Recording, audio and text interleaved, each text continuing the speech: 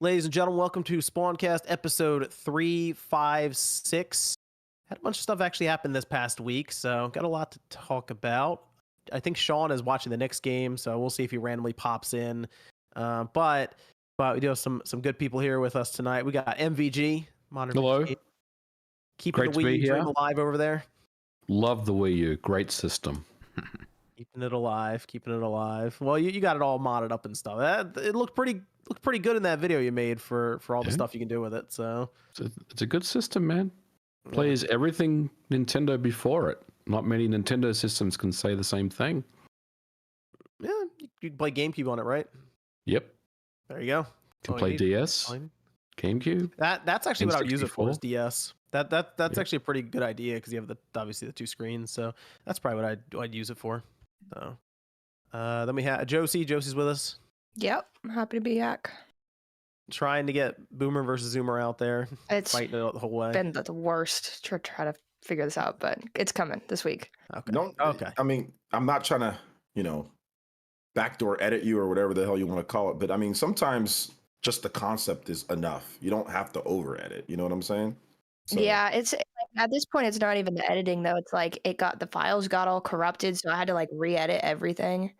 So it just like it wasn't like I was even trying to do something super fancy with it. But now that I have more time, maybe I should. OJ, you want a voiceover? Sure. Send me the script. Yeah. Okay. I'll do it for you. Yeah. All right. You can do, okay. Nice. We have OJ. OJ's with us, holding up the pre-show. Yeah, I'm a voiceover artist. Yeah. Thanks for having me on. I appreciate it. And I was ranting on anime games, Bandai Namco. I don't know if that's is that one of the topics today? No. What happened with Bandai Namco and anime games? Yeah, they canceled 5 games at least. Bandai Namco, and so they have a focus on quality. So I think I know what games those are that they canceled. So yeah, if you guys want to hear me rant about terrible arena fighters. Yeah, those terrible arena fighters. Definitely those. There's no where's the My Hero game? There was 2 of them, and then they just disappeared. My Hero's as popular as ever, and there's just no more My Hero games. I wonder what happened there. Well, there's My Hero Ultra Rumble, but they just tried to milk us with the Fortnite clone. So anyway, yeah, if you want to hear about me rant about anime games and what happened to Bandai Namco, check out the channel. But yeah, I'm here. Yeah, that'll work. And then we have Evan. Yep. Evan's here. Good stuff. Of course, you can check us out over on the Spawncast Network as well. You can support there. We have some of our executive producers. We got Achievement, John O, Joshua Butts, Mr. Joby, William Hogue, and then Trent A over there as the producer. And then, of course, we have our sponsor who's been with us for several months now, The Game Orb. Check them out down below in the description, link to their YouTube channel and Twitch. Play all kinds of different games, then explore different conventions. And there are quite a few actually coming up. So I'm looking forward to that. That is The Game Orb down below in the description. Josie, what did you guys do over on Game & Talk recently? We broke down the direct, and we argued about how noble it was that Iwata took a pay cut. Or no, that was Nate's idea. So that last half went kind of crazy, but it's really good. You guys should check out Game & Talk. Yeah, check out Game & Talk over there. Check them out. I'll link us in chat, actually. Oh yeah. Do that. That'll work. All right, you want to talk about? I do want to get into some of the games that came out this week. OJ, you played Splatoon 3 Side Order. Well, I've been playing a ton of Splatoon 3 Side Order. Okay. Yeah. What is it good? What is it? It's Hades and Splatoon. It's that sounds good. Yeah. It's Hades and Splatoon. It's a rogue game made in the Splatoon world. But what surprised me is like the story, the amount of backstory that it has. Like if you like Marina and Pearl and all of those characters, like there's a ton of backstory and details that they go throughout, like whenever you're in the elevator with them and like stuff that you unlock. It has like a lot of cool like replay value, tons of different palettes that you can use for different weapons. You can unlock keys to get like certain loadouts that are based off of characters or what they would use. So it's pretty cool. A lot of different unlockables as you go through each floor. You can pick different upgrades that you get and like you put into like your little color palette or like your chip palette. And it gives you all sorts of benefits. Plus, after you're done, like let's say you lose, there's 30 floors, you lose, you actually get like these little, I guess, pearls or whatever they are. And then you can use those to unlock permanent rewards.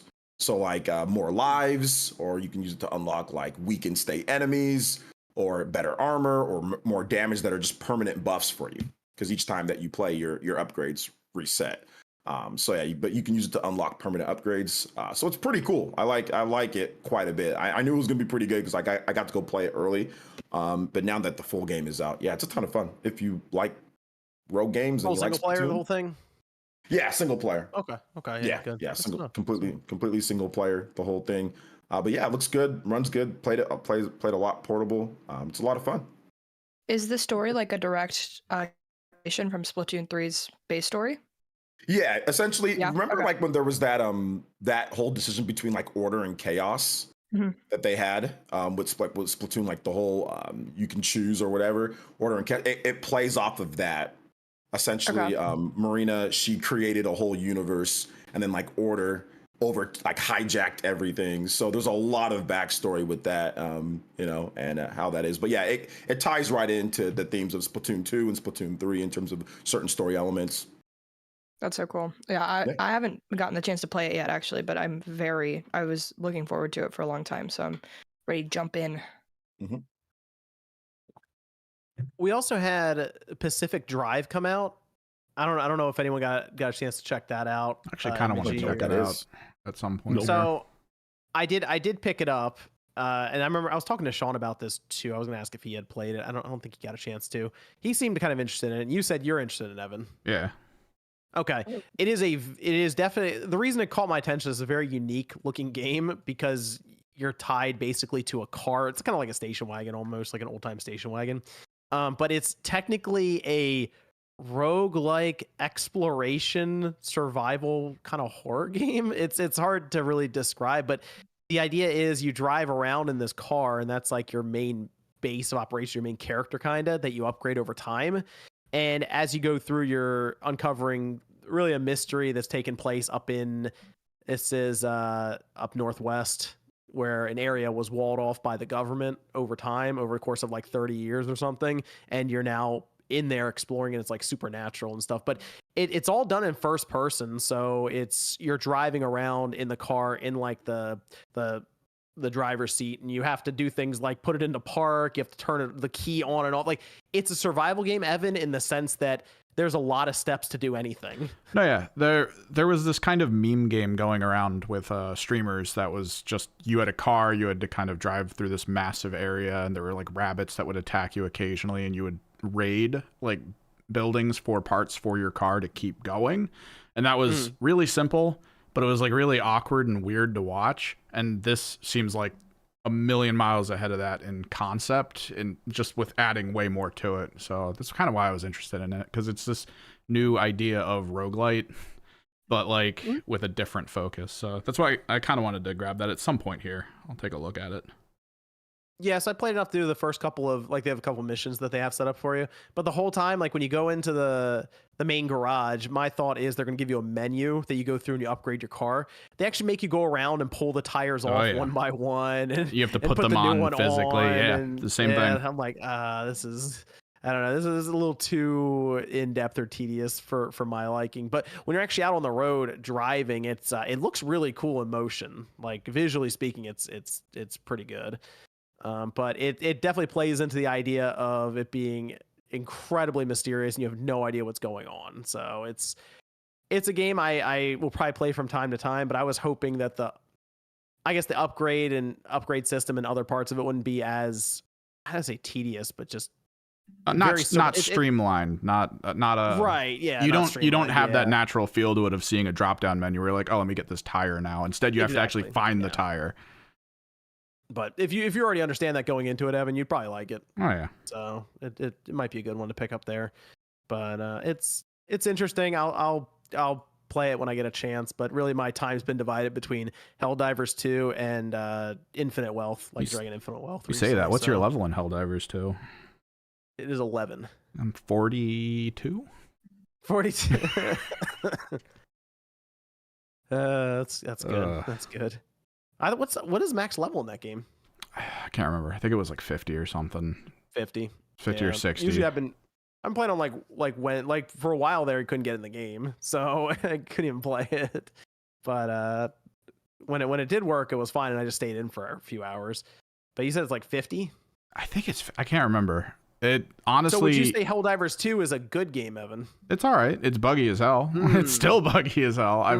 I played with I played with Misclick. Yeah, he heard me say it's buggy, and he doesn't have time for that shit. And it's all right. So that's high praise. I can't even get into the game. So MVG, I'll let you know when it's not buggy anymore. Thank you, Evan. Yep. Thank you. Thank you for being the sensible one in this conversation. I try. Let's see. We'll go to the partner showcase that happened. They had announced there would be a partner showcase this past week. There's like 26 different games there, and I think only one game was from Nintendo. Technically was from Nintendo. Everything else was from different third parties. So they started off with Grounded, crossplay enabled, April 16th. It's an Xbox. That's the first Xbox game. So which, by the way, we're going to talk about the Xbox games later on, like all the games they put out in a big press release. The timing for their podcast they were going to have, or their little event, would have still been off by a few weeks. I feel like it would have been kind of weird if they just announced all this stuff now, this opened the direct Grounded, and then they weren't going to explain everything for like 2 or 3 weeks. I was thinking that's kind of weird. I do. I think honestly that probably would have been worse than what we actually had, like which actually transpired, right? Like if they just dropped these games on the partner showcase, like Pentiment and Grounded, without any type of context, I feel like that would have been worse for Xbox, Microsoft, to try to explain themselves out of that situation. So I think ultimately they probably made the right choice trying to get ahead of it with their podcast thing. But yeah, I mean, that would have been a surprise for sure. They did that. That's what it hit out of nowhere. Like first thing up, Grounded, boom, coming to the Switch, April 16th with crossplay. So they're going to have that across all different platforms. You want to play Grounded together. Let's see. We had Ender Magnolia. Then we had Arranger, Unicorn Overlord. There's a demo available now for that one. I'm curious how Unicorn Overlord's going to do. People seem pretty interested in the game, but I'm wondering if that's going to be one that gets kind of baried a bit in March. OJ, are you interested in that game? I saw it in the direct and I was like, that's an OJ game. Yeah, definitely interested in the game. I've had a ton of, obviously my audience, we all kind of like RPGs like that, strategy RPGs and stuff. And it's like a pretty cool, unique mix of various different games, kind of like a little bit, not really RTS, but just has a little bit of that elements of that vibe. I mean, it's got, all sorts of different customization options that you can do, like there's like a lot of different stuff. It's more in depth than like, let's say Triangle Strategy, for example, So I think it's fun. Like I've played the demo for a bit and I think it's pretty cool. So I'm looking forward to the full game, like when it comes out. But I had a lot of my viewers saying, hey, have you played the demo? Like people were asking me, have you played the demo? It's really good. I like it. And it's like a long demo. It's like, apparently it's like 6 hours or so, 6-7 hours. And it transfers over to the final game. So yeah, it's a lot, but yeah, I'm looking forward to playing it. And I love Vanillaware. I've been playing their games for like 20 years, like Odin Sphere and Dragon's Crown and there's that 13 Sentinels come out. Yeah, 13. 13 Sentinels is very much, it's a weird game, right? And people don't rush out to go buy their games, but they usually end up doing really well. 13 Sentinels sold over 1 million across the PS4 and Switch. I think this game it'll find its audience. We had Monster Hunter Stories. This is a random one because we have Stories 2 right now, and they went backwards and got Monster Hunter Stories, which I guess I don't know. It's fully voiced now. It's HD. That's come out in the summertime. It's good, and it's been stuck on the 3DS and stuck on smartphones. So I'm down for anytime that they bring over 3DS or DS or smartphone games and stuff that's just stuck on those platforms or Wii or whatever the case is. I'm a fan of it because then we don't have to play those systems or just an emulator type of thing, right? You could just play on that, play it on your current system. So yeah, that's good, and it's a good game. Like it's not as, I don't know if it's as good as Monster Hunter Stories 2, but it's still like a solid game. Like I played on the 3DS back then and loved it. So okay. Epic Mickey Rebrushed. It's a remake of the original. THQ Nordic's doing this, by the way, which is interesting. 2024. Yeah, I'm surprised they didn't give us any sort of release date for that. No release date. Yeah, that's I'm hoping it's sooner rather than later, like in the summertime maybe. But that was a nice surprise, Epic Mickey. I haven't played that since the Wii days back in the day. I was super surprised because I know the documentary's been out for a while, but Liam, he did a documentary on this development of the game, Epic Mickey 1 and 2. And I'm thinking to myself, like, this franchise is dead, like, they're never going to do it. They're just going to leave it, So it was a surprise, and it was a nice surprise to see it come back, Yeah, I was really happy to see. I mean, I was hoping we'd see it someday come back, but with Disney and it's hard to ever really say. Yeah, it's hard to predict. Like, so I felt like it was gonna come back for a while because in the parks they really push Oswald, and Oswald is like the only thing he's really in is Epic Mickey, and then he's like sort of in his own little shorts now because of how popular those games were. But I think like Disney saw how profitable gaming is and stuff now, especially like diving into Fortnite, and they're like, oh, we have all this legacy that's like super good, might as well get it out there. This like made the direct for me. I didn't care about anything else. I was like, this is amazing. Yeah, well, I worked at Disney, so like obviously like Disney, but I don't know, this was huge. I had just bought the Wii game too, like rebought it because I didn't have it in my collection anymore. I don't know what happened, but this is a game from your childhood right here. Mm-hmm. Yeah, I played it as a kid. Okay. Yeah, so I have a lot of nostalgia for it too. So nice. But like, and I know it's not great, but like it's a good, cool. It was a good game. It was a fun game. The controls are kind of shitty though. The second one wasn't as good. Yeah, the second one was weird. It's like a 6/7 out of like 10, right? Right. It's a solid, just an okay to solid game, and depending on how much you like Mickey, it can be better for you. But yeah, the controls, the graphics, there's a few things. I mean, that now it could be fixed. The camera controls can be fixed with this, so this could be like a 8 out of 10 type of game, right? That's why I was so excited about it too, because I was like, oh, like there's the stuff that's wrong with it isn't inherent to the game. It's just like easy fixes, it's like better controls and like you're saying. So I'm very, very excited. We had Shin Megami Tensei 5 Vengeance. Oh. That's also going to be on PlayStation, PC. People ask about that. It's going to be on other platforms. It is PlayStation, PC, and Xbox. Interestingly, everything. June 21st. Yes, very excited very excited about this. It's essentially a brand new game. It's got an 80-hour campaign, like a separate path, and it fixes. I researched everything, but this did everything that you need to know about the game, and it fixes almost every single complaint about the original SMT5 for me, at least so far. Now we have to see how the story comes together, but so far I can see that they've definitely listened. This might be in direct response to people saying, like, SMT fans saying that the story sucks, saying that the character, like, it feels lonely, there's nothing else, like to talk about or do. Because in SMT5, the original, you have to do a lot of the side quests to even get a lot of the story bits out of it. I mean, you can go through the whole game like barely like any dialogue, like just like some main parts and like you just play through. But unless you have like 75% of the demons or something, like there's a whole separate section that doesn't even open up to you with like major story parts. So it seems like they fixed that. They added in another female cast character, and they've also added in things from the beginning in terms of like one of the other characters that is on your squad with you, that fights with you. So it's not just you with demons. You actually have some of your other classmates that are in there, almost kind of like Persona a bit more. So yeah, very good, and a bunch of other little quality of life things. But yeah, very excited about this, and like just a bunch of new demons. Oh my god, this is gonna be really good. Very, very excited. I think I'm gonna grab this version on the PS5s. I have the other one on the Switch. So yes, I think that's the move.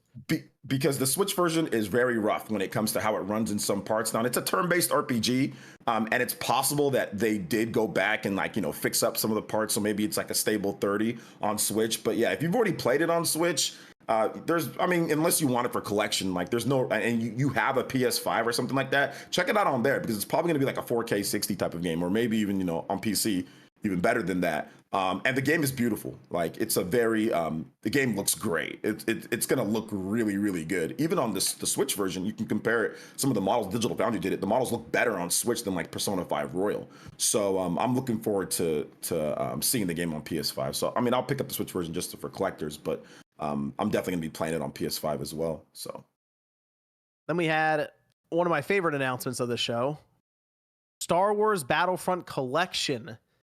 MVG, we're on this, right? Oh, yeah. Yes. Oh, yeah. Battlefront Collection, 64-player online, new characters, maps. That's March 14th, 3 weeks from now.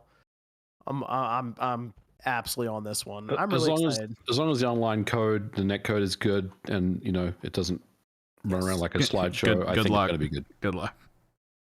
This is a game that I think needs crossplay. I don't think they mentioned it, but if they're gonna have 64, I think it does. Online, no, it needs crossplay. It does.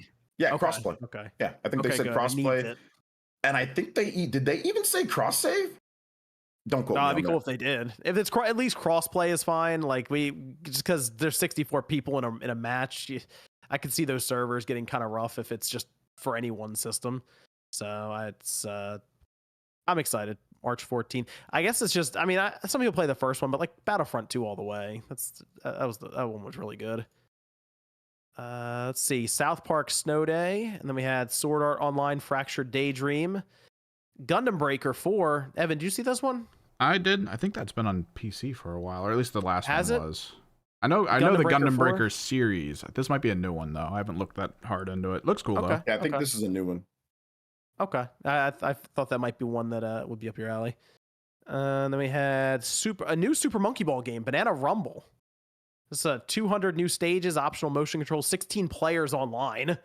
So that's something I noticed in this direct. It's a lot of like, hey, there's 16, there's 30, there's 64 people online all at once. But this is out June 25th, so we get a new Super Monkey Ball out of this, which is pretty cool. Like I'll check this one out. Oh yeah, I'm on that. World of Goo 2. Kind of cool. I don't know much about World of. Okay, I played the original. It was like the game was one of the highest rated, or still is one of the highest rated Wii games, and it was kind of like for the WiiWare service. So a lot of people played that game back in the day on the Wii because it was one of the best games. I don't know if this one's going to be as good or if it's going to be awesome, but if you like World of Goo, the original, then yeah, this one's going to be good for you. There's Fantasy Life I, and there's another Crab's Treasure. And that looks great. Wait, which one? Another Crab's Treasure? Another Crab's Treasure. It's like the Souls-like crab game. I don't know. And the graphics are really nice. People were saying that game's really good in my chat when I was talking. Really? Like, I didn't know what the hell it was, but people were like, yo, this game's really good. April 25th. That's not far away. 2 months, okay. It's been in a lot of indie showcases, so. All right. I'll keep an eye on that one then. Penny's Big Breakaway. That's from the Sonic Mania team. It is out now. I did play it. I downloaded it on the PlayStation 5 and played the first 4 levels, I think, because it's linear levels set up. It's not like there's no hub world or anything. You just go through one at a time.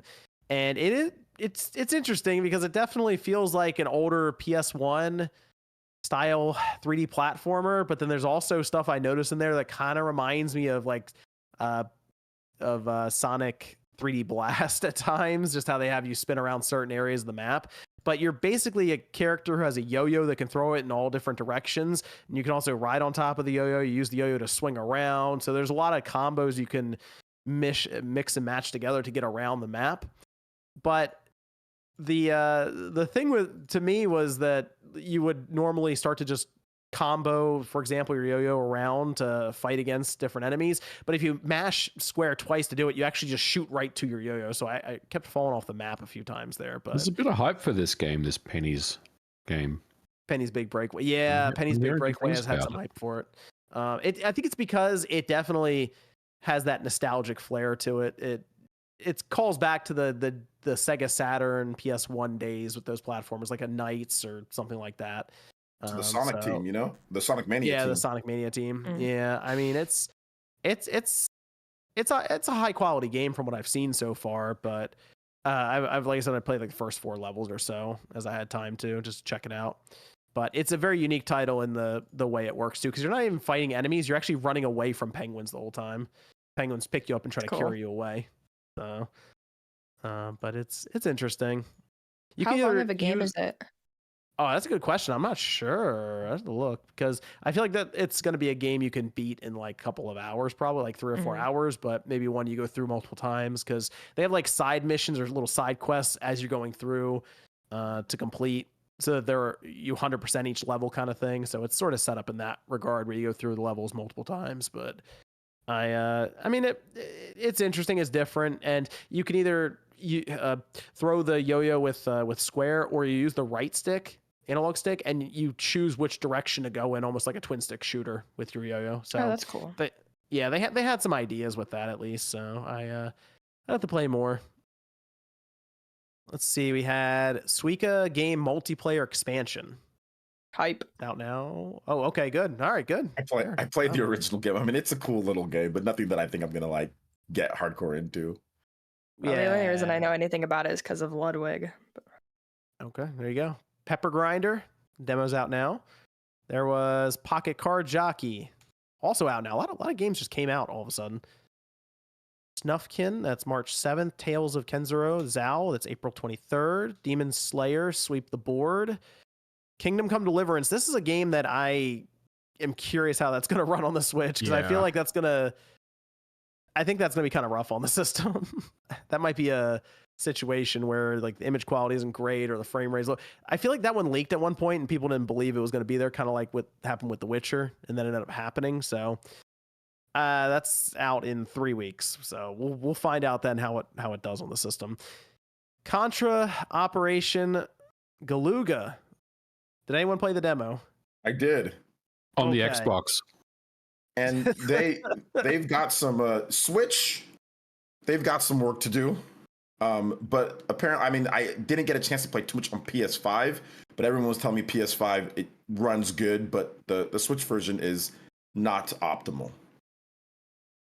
I played on the Xbox, John. I really like the new Contra game. I do know that there are issues on the Switch. Sean made a video on it, and he kind of talked about the issues in the game. Hopefully they can fix it. But it ran well on the Xbox. Yeah, it runs great on the Xbox. Did you like it? Oh yeah, dude, I love Contra. I mean, it's good. There's not every Contra game. Yeah, not every Contra game is good. There's been definitely some bad Contra games over the years, but this one I like it. Yeah, but yeah, they got to figure out that Switch version because it's pretty rough. The cool thing about it is like it has like remixes on the music. Like the first thing, like when it drops you in there, like so there's some nostalgia, on there. But like the weapons are fun. I mean, it has all the classic weapons. You can switch between two of them. You can upgrade them as well. Art is, what do you think about the art? How about that, MVG? It looks better in motion than it does on screenshots. I feel like it's kind of got that. It reminds me a little bit of the Ghosts and Goblins Resurrection game, where like when you look at the screenshots, something looks off about everything, but in motion it looks totally fine. So I think art-wise it's okay. But yeah, I mean, I just want them to figure out the Switch version really more than anything. Hopefully they can before it comes out. But I'm pretty excited about the game overall. I'll definitely get it. I know. There's a physical coming out for it, so I'll grab that, I'm sure. Yeah, I thought it was fun for what it was, but yeah, fix the Switch version. But yeah, Contra's awesome, man. Shout out to Rostalif Reggae for gifting a membership. Yo, gifting, let's go. And Pentiment, it's out. It was weird. It was out tomorrow, so I don't know why it couldn't be out when the direct was happening, but it's out now. Pentiment is, so that was another Xbox game showing up in the direct. And that was also a game that Nate teased in Game and Talk, by the way. You guys should check out Game and Talk. Oh, okay. Because he hella said it early. So. Nate's just giving these away, huh? Game and Talk podcast. Mm-hmm. Look at that. Yep. Nintendo Switch Online. MVG, what do you have to say for yourself here? You're lucky Sean's not here right now because he'd be yelling. I mean, we can save this when he gets on if he's coming back. I mean, but look, Sean's right. I take the L on this, but I will say that I did say this about 3 years ago, and things have certainly changed since then, right? Like Microsoft, they're obviously their mission statement, their direction has changed since going back all that time. So look, it is awesome to see rare games show up on NSO. And hopefully we'll see more. Like I'd like to see Diddy Kong Racing on there. Ooh. I mean, part of me wonders, why don't you just drop Rare Replay on the Switch at this point? Like bundle it up as a package and just get everything as a Rare Replay thing. I think that would be really cool. But no, Sean was right. I'm happy to accept the L on that one. But I do want to say that I'd said that many years ago. So, the statute of limitations here, I feel like is kicked in a little bit. Well, there was Snake, Rattle and Roll, RC Pro-Am, Battletoads, and Battle Maniacs, Killer Instinct, Blast Core, all out now. They just dropped them immediately. Killer Instinct, that's pretty cool to see that show up in NSO though on the Super Nintendo, because really, other than, I mean, if you remove Blast Corps from it, all those games went to like the $20 tier. So it just dropped right in, which is pretty cool. And Blast Corps, I mean, I don't have any fond memories of that from back in the day, but people seem to be happy about it. Then they closed out with Endless Ocean Luminous. So Endless Ocean is an interesting series because it's published by Nintendo, so it's technically the Nintendo first party game then, and they have a different studio that they don't own and work on it. And I mean, it's been with them since the Wii. And this one is kind of like, okay, so the dives are different every time. I assume it's procedurally generated, like when you go down into the ocean. But they have 30 players online for this game, and you can all swim around together. That's the only thing that caught my mind, because I've played Endless Ocean. I'm not an Endless Ocean fan, but I've played the game on the Wii. There's, I think, 2 of them, but I played one of them, I know for sure. And I was just like, oh, okay, I thought it was a remaster. You know, at first I thought it was gonna, like, you know, the rumors were coming out. I thought it was gonna be like a remaster, but then it's like a brand new game, and it has like 30 players online. So I'm like, okay, I'll check it out since it's brand new, and since you know, and it has 30 players. That's about it. I don't know if I'm gonna like the game though. So I mean, it says there's 500 different species in it. Some are gonna be mythical, so I don't know, maybe you can come across like the Leviathan or Kraken or something. I don't know, but it's, I mean, yeah, it's gonna be mostly exploration and cataloging different sea life and that kind of thing. May 2nd though, 2024. Sean, interestingly enough, was excited about it. I played the first Endless Ocean way back in the day on the Wii. There was another one. This is technically a third one. I didn't play the second one, but apparently there is like a cult following for the Endless Ocean games. So I'm sure people. I think it's cool that they brought it back too. Like, Nintendo's doing some cool stuff with their forgotten IPs right now. Like another code just came out, you know, this is coming out. I think it's pretty interesting. Yeah, it's a very unique kind of game, Endless Ocean. So it's just is it like Subnautica? I've never played it. No, yeah. It's more just about looking at stuff. I mean, Subnautica had the fear factor, the survival factor. This is more just about being in the ocean. Yeah, Endless Ocean is just about like cataloging, collecting, like kind of cataloging things. Kind of like it's relaxing. Yeah, it's kind of like a relaxed type of game. That's why I was like, I relaxed it off of my Wii. But just had to relax that game out of there. But yeah, we'll see what happens. Like with the 30 players, I think that'll make it a little bit more interesting, like to actually go online and like explore with somebody else. Because like the other games are just, I don't know, there might be local co-op, but I never played it if there is. So I just played the game. That feels like such a streamer thing to add. Like 30 players can now all jump on this thing. It was really interesting. It does. We'll have to see how it works in practice, because it can be 30, but then when you get to 30, it's 2 frames a second. You're like, oh. Yeah, when you get to 2, it's 2 frames a second because it's Nintendo. Yeah, well, hey, we'll see. That's May 2nd. So a lot of the stuff they showed off here is coming out in the next 3 or 4 months max. So a lot of stuff coming up from their partners here. But what did we think of the Direct overall, looking at it? Again, going into it knowing it's partner showcase. I loved it as a partner showcase. I gave it like a 9 out of 10, but not like in a Direct sense. Like a norm stacked up to an actual Direct is probably like a 5 out of 10. But when it hits the partner showcase thing, they all kind of sucked in my opinion, partner showcase wise. And this one was cool. Like this one had at least stuff that I was more interested in. And I'm not an RPG person. So it had Mickey, and it gave us a new like Nintendo sort of thing that I hadn't really heard of. So I thought it was decent. I graded it based off of it being the last year of the Switch and a partner showcase. So I thought it was like a 7, 6 or 7 or something like that. So yeah, that was kind of like my score. It's okay. There's some cool games. It was fun, but it's the last year of the Switch, or at least we think it is. So you can kind of tell, like, and it's a partner showcase. So I'm not expecting much at those things. But yeah, 6 or 7. I agree. I probably would give it a C+ or a 6 or a 7. Definitely some good moments. A lot of games were lost on me. A lot of games I didn't care about. Some surprises. Definitely some good moments though. I liked the NSO.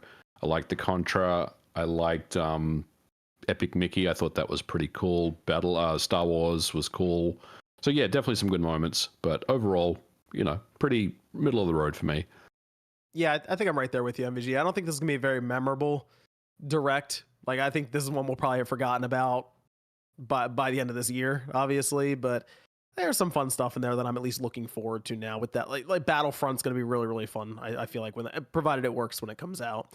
New Super Monkey Ball, and I'm curious about this Endless Ocean game. But there's at least, I feel like most people could look at this direct and find one or two things they're like, okay, that's kind of cool. So that's to me a middle of the road direct. Let's move over to this new Xbox console.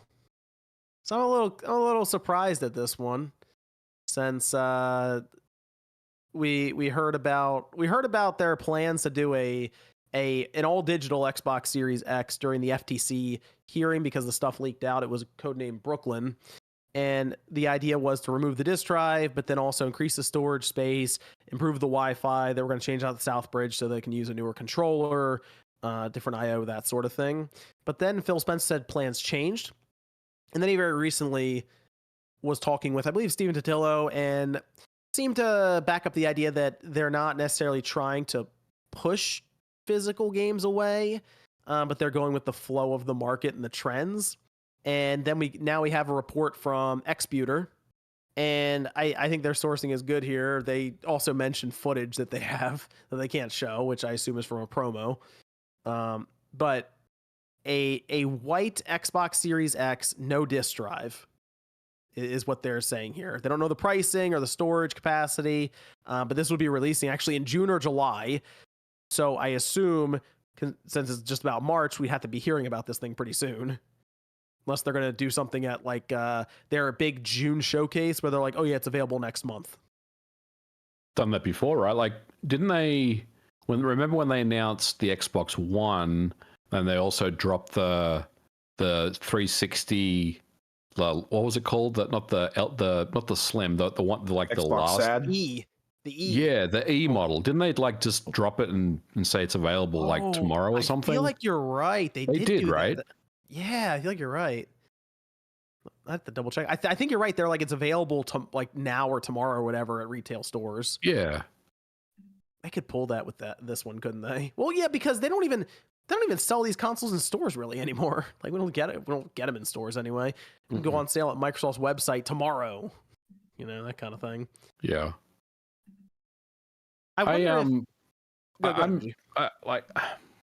Look, part of me just wants to wait and pass judgment once this becomes official. If it becomes official, right now this is just a rumor / leak. I don't know what you want to call it.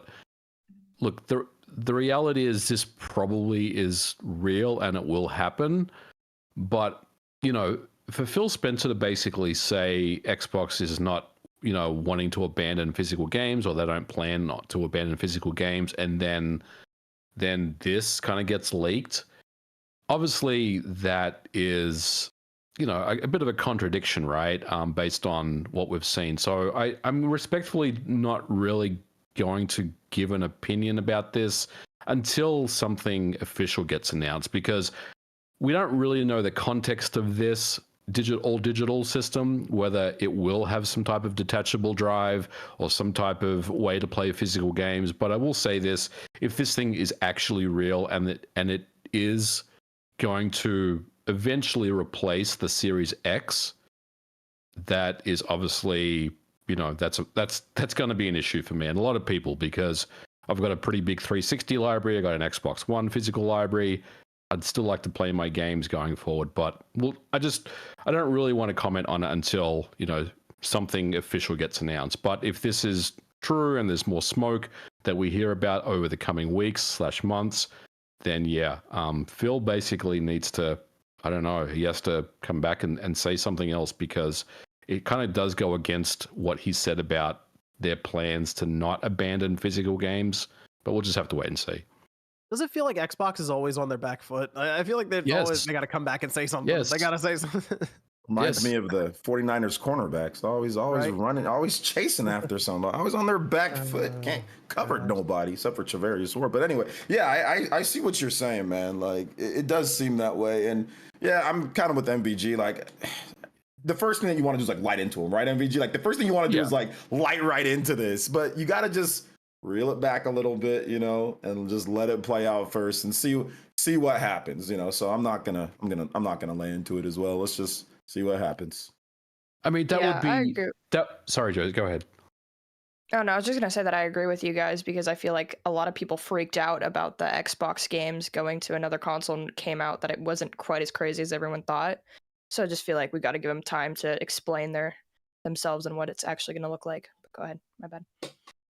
I just want to reiterate, like, if this is real, then Phil, oh my God, like his choice of words is not good. But Phil Spencer didn't get in this position, by accident. He's very, very smart, and he's been around for a long time. So I think there's probably more to this than what we anticipate. I think there's probably some type of detachable drive or something where they can have some legacy, because you certainly don't want to be in a situation, especially right now with Xbox, where they are slowly starting to open up their games to other platforms. You don't really want to kind of alienate or cut off a certain percentage of your user base, even if that percentage is small, even if it's 10-15% of your user base that are invested in physical games and do like backward compatibility and do have a library of legacy Xbox games. You certainly don't want to just take that away from your ecosystem. You want to still provide an avenue for those customers to continue to play games, right? So hopefully there is more to this than what we see. I like the idea of a detachable drive, though, that can plug in maybe to the back of the system through USB, and you can put, because it doesn't read. So when you put a 360 game in MVG, if I'm not mistaken, it verifies the disc being official, and then it just downloads the thing from the server anyway. Yeah, it's just a license. Yeah.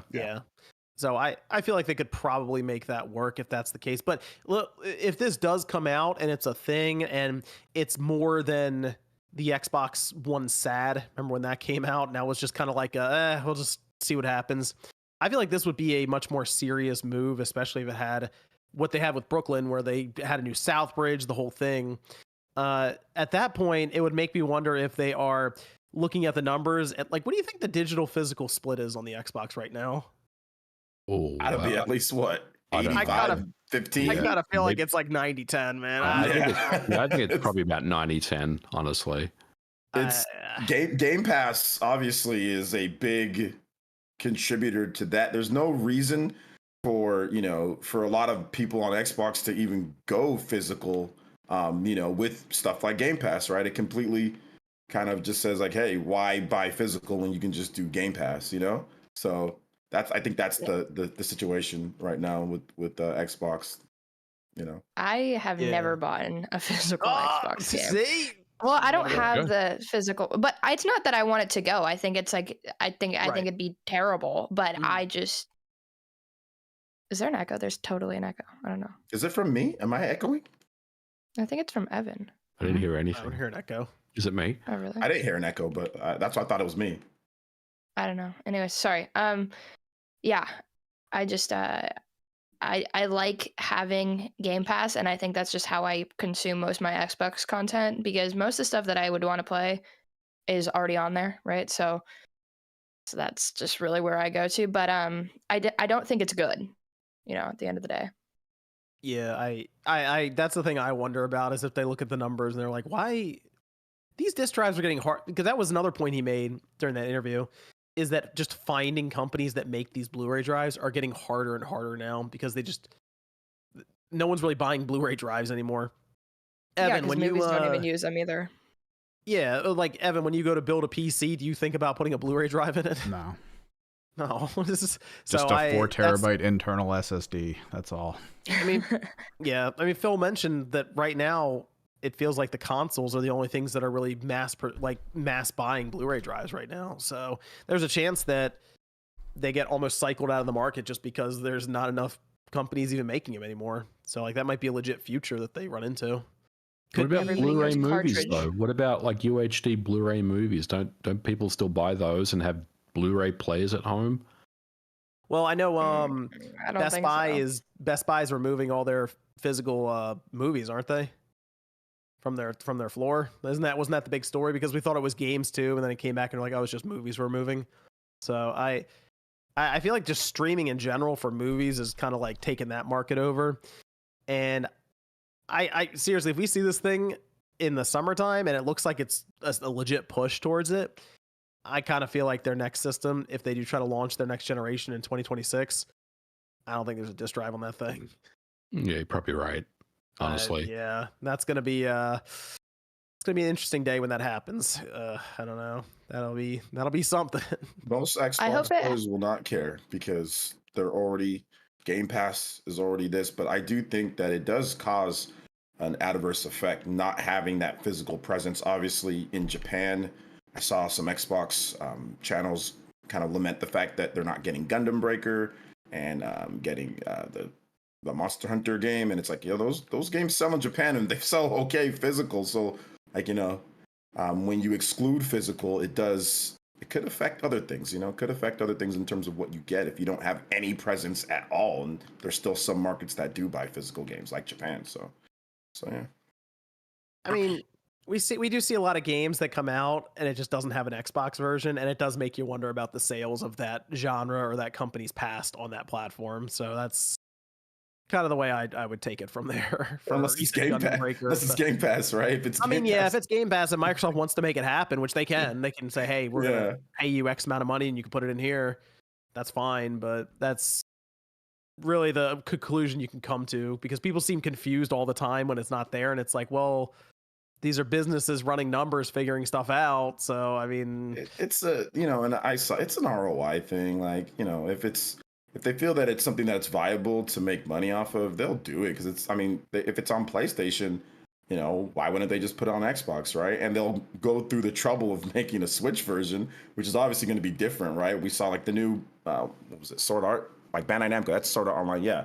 Like that one is on Switch, and then it's on Xbox and PlayStation. So that one's coming there. So it just depends on like the certain franchises, right? Depending on like which ones But like Gundam Breaker is like not there, but I think Sword Art Online is there. So it's kind of weird, right? How they split it in some ways, I do want to move over to a topic that I think will be good for MVG here. PSVR2. Go on. PlayStation VR2. Okay. PSVR2 could be getting PC support this year, MVG. At least that's according to Sony. They are looking into how to do it. For some reason, it perplexes them. I don't know why, but to get it to work on PC, considering the community has been working on it themselves and found success doing it. But Sony is apparently working to get PSVR2 over in an official sense for PC. And if they announce it and it looks good, would that interest you in then buying a PSVR2, MVG? I don't think so, because they're probably looking at doing it for Gran Turismo, because that got announced for PC, correct? So they have to solve for that. So I think if they're going to make it available for PC, they're going to continue to lock it down. So it's not going to be a situation where you can just log into Steam and then like run Half-Life Alyx on it. But I will say, John, if you can do something like that, that would definitely make me more inclined to maybe look at getting a PSVR 2 if they did open the headset up to just anything that's on PC. Right. And look, there's probably going to be hackers and stuff that figure that out, but that's a separate issue. I feel like Sony you've talked about the launcher, the Sony launcher. I feel like, there's a Sony launcher with VR support and like Gran Turismo and all their games. I think it's going to be still very much confined to their bubble, the Sony bubble, if you will. But hopefully, if they do open it up to Steam and basically other PC games, then yeah, maybe I could take a look at it. I do think it's really interesting / hilarious that there are literally no first-party games that support PSVR 2 at the moment. It's been a year since the system. Dead. Yeah, the system's come out and they're not supporting it at all. I think that really does speak volumes about, number one, the attach rate of PSVR 2 being a lot worse than they anticipated, and two, really, look, Sony has done a lot of things over the years. They've made so many gadgets and inventions and technology. A lot of them have failed, right? Like, I think about like the Aibo. Remember that Aibo dog and stuff? Like they've done all sorts of things that they've tried and failed. Like even I know people are going to say that I'm wrong, but even the PS TV, PlayStation TV, You know, the little PlayStation. like Yeah, that Vita. thing. That thing was a complete failure. Like a lot of people now will be like, "What are you talking about? That thing was awesome." It is awesome, but I remember at Best Buy they were selling that shit for like $20 with a copy of Borderlands, right, in the bargain bins. That's how I ended up getting mine. Like, so Appreciate it quite a bit. They've tried different things over the years. Not all of them have been successful for them. So I think this is really their opportunity to kind of open up PSVR to PC. I'm hopeful that they will open it up to, you know, Steam, but I don't think that's going to happen, John. I think they're going to have it, you know, in a launcher of their own, and that's probably just for Gran Turismo 7. Let's be honest. I think you're right, MVG. I think it's what's going to happen at the end of this year when they announce support.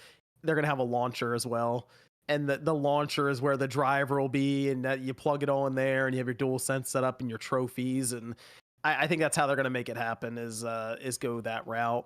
And I feel like they've been building up for it anyway with all this PC support, but they got to find more people for this PSVR2 headset because just not enough people are buying it. And if we have studios going out of business who are trying to make games for PSVR2 right now, and it doesn't make any sense. So I think Sony realizes this at this point. I think they realize that it's kind of a flop, and they're just like, hey, look, when we get stuff out, we'll get stuff out. I mean, at this point, right? Like, they're not going to put a bunch of resources into this because they still have to they got to put more resources into PS5 games, right? Like, that needs to be a focus. Definitely after the sales result, like the investors meetings and stuff like that. So, I mean, I don't know how much they're going to put into this thing at this point. But we hear about an Astrobot game, for example, and in my mind, I'm like, that should be a VR game to help it. But then I'm thinking, I don't want it to be a VR game because no one's going to play it then, really. So I don't even know how you decide what game should be relegated to VR anymore, or how you have that kind of time or resources put aside for something that's just not working.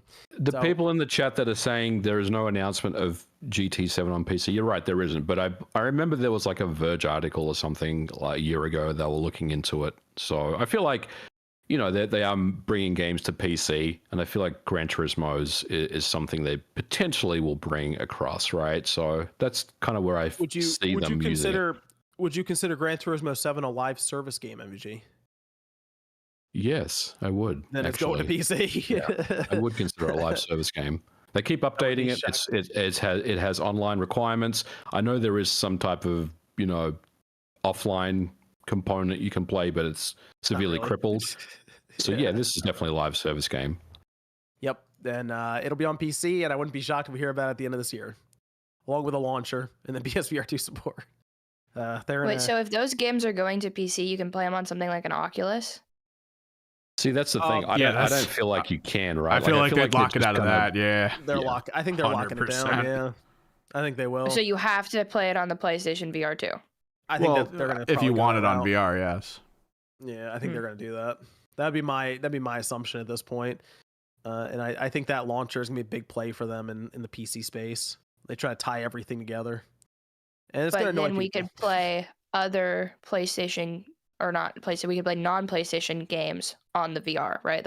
Sorry, I'm just trying to understand this. No. Or is it just going to work on the PC instead of working directly on the? I feel like people will still hack and modify and do whatever they have to do to make it work, but in this. But if you're not hacking it, you would probably have a launcher that you go into, like how you have Steam or something like that, and then it picks up your VR2 headset, and you just use it while you're playing games through it. That'd be my assumption. So it's basically the same thing. Yeah, and I think of it the same way as I think of like Forza on the PC. Forza's not on Steam, right? Is it on Steam? Forza? I don't think so. Yeah, it is. Yeah, Forza's on Steam, yeah. Oh, okay. I tried to play it on the Steam Deck, and it wouldn't work. But yeah, it is on Steam. It is on Steam. But that's kind of how I'm envisioning this launcher, because we keep seeing job listings pop up. They keep kind of like vaguely hinting at it, and I think eventually they show it, and it's a whole thing where they tie it all together with your trophies and stuff going between platforms. Yeah. So I don't know if it's going to work out for them because people hate other launchers on PC, but no, yeah, but you know they had that board meeting where they pointed to Helldivers and said, "Man, we would have made so much more money if we had our own PC launcher." And it's like, no, you wouldn't. That's true. You would have 100% not have made more. That is a massive mistake. They definitely would have had that conversation. You're right. They definitely would have had that conversation.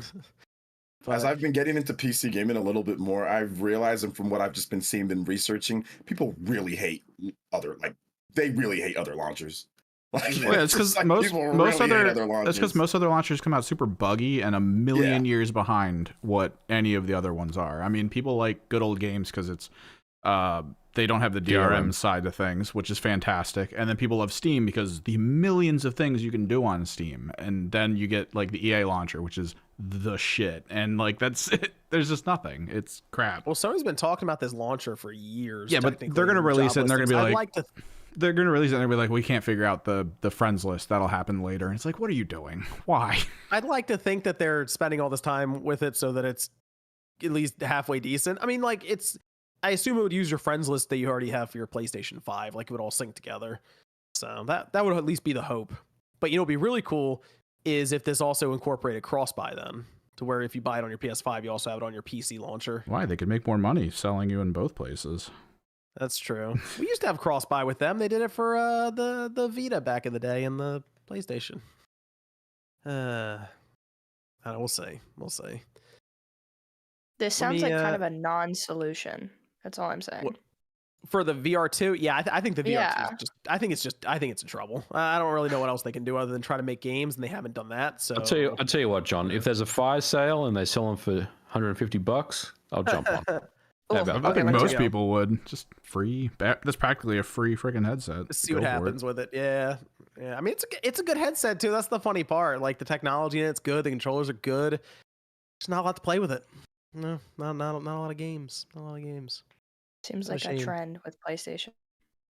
Well, if I will say this, if they had figured out a way to do backwards compatibility for at least the original PlayStation VR for it in some way, then I think it would have drastically helped it. But I probably would have bought one because I didn't have the original one. That's insane. That like it's already like a more of a niche product, right? And then you completely cut off that to me might have been the worst decision, right? If you can pick one thing, that might be. And I know it's probably hard from a technical aspect, and they probably looked into it. Sony's got smart people, man. They're not. A lot of people think these companies are dumb. They're not. They're very smart, right? So they probably looked into it. It just didn't work, or they couldn't get it working, or they couldn't get it working correctly. But yeah, man, that's definitely tough to not have your whole, because people spent thousands of dollars, right, on this stuff. Yeah.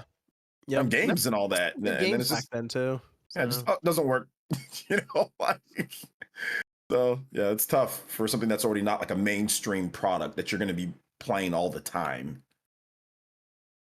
Let me go over to some of these super chats here. We have Dark Type who says, "My fiance and I played Suika game together, swapping out the controller, and now we'll be able to do co-op. Also, Star Wars Battlefront hype." Shout out to Dark Type. We have Neil. No message. Thanks, Neil. And then Neil again saying 6 games from Xbox's next 12 months of games are still not out yet. Thoughts on that? 6 games from Xbox's next 12 months of gaming are still not out yet. Let's see. Hellblade 2. Is he talking about the one from a year and a half ago? Like Silk Song and all that stuff? Oh, yeah. Silk Song's still not out. Forget that stuff. Yeah. Someday for Silk Song. Man. that whole presentation was a disaster for Microsoft.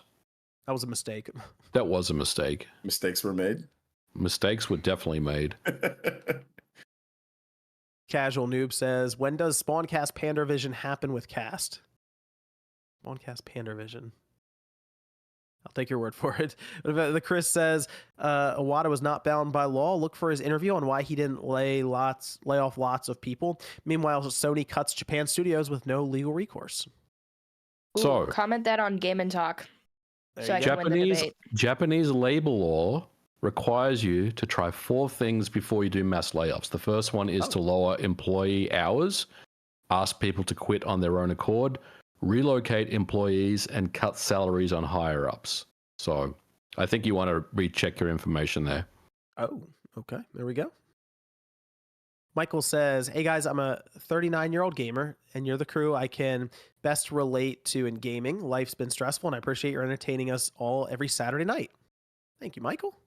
Cristobal says, "I enjoy new rare games on NSO, especially RC Pro-Am and Killer Instinct. Hopefully, Nintendo 64 DK and DK Racing games get added. I never got into Killer Instinct 2 Gold. How was the Killer Instinct game released on Xbox One? It's actually pretty good. And they just did a revival for it with a new update. Yeah. And that's we're gonna get into that. That might be the game that goes to other platforms next, is Killer Instinct. But we'll see. That one is pretty good though, Cristobal, if you have not played it, and it's on Game Pass. So there you go. It's incredibly good. The new Killer Instinct, or the newest Killer Instinct, right? Yeah. Yep. Yeah, it's very good. The net code is fantastic. A lot of cool characters. It just launched kind of stupid, but they fixed it, and it's very good. Austin says Pacific Drive has been really fun. I've been playing that and finishing Final Fantasy VII Remake. I've seen a lot of people recently say they went back and replayed 7 Remake leading up to Rebirth. So I have not done that, but I just saw that a lot of people on Twitter posting up their images of them like replaying 7 Remake. How long is that game? I refuse to replay that game. Remake is 10 hours longer than it should be, so it's about 30 hours. Oh yeah. So Josie, if you are wanting to play Rebirth, and I'm just saying, if you are wanting to play, there is a prologue piece in the menu where it can basically just walk you through what happens in the first game. So I think that is more than good enough if you are wanting to get in. Because I've played Remake once. I'll never play it again. It was fine for what it was, but I'm not going back to playing that game again. Yeah. I'm gonna play Rebirth because I'm excited for that, but definitely I don't want to go back and play Remake just because the padding is just too much on that. I enjoyed my playthrough of it, Josie. I would recommend playing it. Put it on the list. I'll look into it. Yeah, just watch the prologue. Trust me. Mm-hmm. All right. It doesn't. The prologue doesn't give you as much impact, though. I think that she's going to play it, and she's going to get into that stupid middle part of the game where it's just padding. Padding does not do well with me. There is so much padding in this game; it's ridiculous. But it's worth it for the payoff. You go in the sewer and it just keeps going. All right, So I will play like the first couple hours, and if it grabs me, then I'll keep going, and if it doesn't, then I'll just do what MVG says. Yeah, give it the first couple hours aren't bad in it though. Like they're the first couple hours. I literally have the game downloaded, so I just need to like play it. Fire it up. Yeah, fire it up. I think you'll like the first couple hours. It's just, as MVG and OJ are alluding to, there's like a middle part where it's like, okay, why is this still going? Yeah. Why is it? Yeah, but I mean, the game is good. It's just it's really good. Noticeable padding. So yeah, it's an awesome game. I love FF7 Remake. Tijo says, anyone else not buying FF7 Rebirth anytime soon? There's too many good games. I'm playing P3R, then want to play The Answer, and then P4 AU Story, Gaiden, not to mention ERS, Stellar Blade. I have a whole list here of stuff. No, I'm getting Rebirth right away. I'm there already got my special edition, my $100 special edition. Yeah, I'm ready for that. I need to see how they Kingdom Hearts this thing up. Like, I gotta know. Oh man, I'm just looking forward to the game. I mean, I've always loved FF7. It's one of my favorite RPGs. So seeing the characters and everything and how it's like, playing out, and like the combat is awesome, in this game, so it's everything that I like in Final Fantasy games. Raz says, is this game and talk? What's up, Josie? And then G-Man says, cool to see Josie here for Amish representation. I wore a shirt one time. It's a nice ass silk shirt. Like, I really like it. And I've made one joke one time, and I've never, all of my comments, like I get like 3 comments immediately. And it's like, first it's great video. And then it's, she's Amish. And it's like every video. It's so funny because like Amish people can't do what you're doing right now. Right. They're not allowed to. Some of them. It's a good joke. It's a good joke. Evan has created a subsection of people. It's great. It's well, we were talking about Rebirth, but the reviews did come out for it. It has 123 reviews at this time out of 92, which places it as one of the highest rated Final Fantasy games ever. Oh, it went down 1 point. Yeah, it went down 1 point to 92. Okay. It was 1 point behind. Has Jim Stephanie Sterling reviewed the game yet? Oh gosh, because that's going to bring it down a couple more points, I would think. Yeah, that might bring it down to 91. He gave Jurassic Park a 2 out of 10, so I'm very, very honored that Jim Sterling reviewed my game and he gave it a 2. So a 2 out of 10? Gave it a 2. Like doesn't work. Like a 2 out of 10 is like it doesn't work. That's That's crazy. Didn't Sean give your game a good review? Oh, Sean loved the game. That's honestly the only review that matters because that man loves those games. I'm just honored that he reviewed the game that I worked on. 2 out of 10. They. Thank you. They. Yeah. Is it like actually on Metacritic and stuff for it? Yeah. Oh, Yeah. really? Oh, Yep. That's cool. Okay, nice. I'll link it in the chat. Okay, cool. Anyway, FF7 Rebirth coming up. We did have the demos.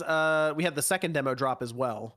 The Junon one where you got to go around in the open world. Did you guys get a chance to play that one too? I played the first one where you're playing it with Sephiroth, and then the second one. You played it MVG. I played through it. I played both. Yeah, I played both the demos. I've seen enough. I don't need to do it. I just want the game now. So I didn't even play it. Did you play? You didn't play the demo.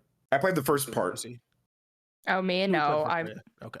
I've been pocket card jockeying it lately, so. Oh, what? We went over that. You didn't say anything about it. Oh, well, it's cool. It's funny. I kind of like it. It's like Pokemon mixed with solitaire. It's like super. People were telling me like I don't play that game. People were telling me, yo, it's a good game. Like, because I was like, oh, it is kind of a good game. Yeah. No, I was like, it's kind of. I thought it was dumb, and then I watched the Kit and Krista podcast, and they were hyping it up. I was like, all right, I'll buy it. And it's actually super fun, and it's super goofy, and the characters are great.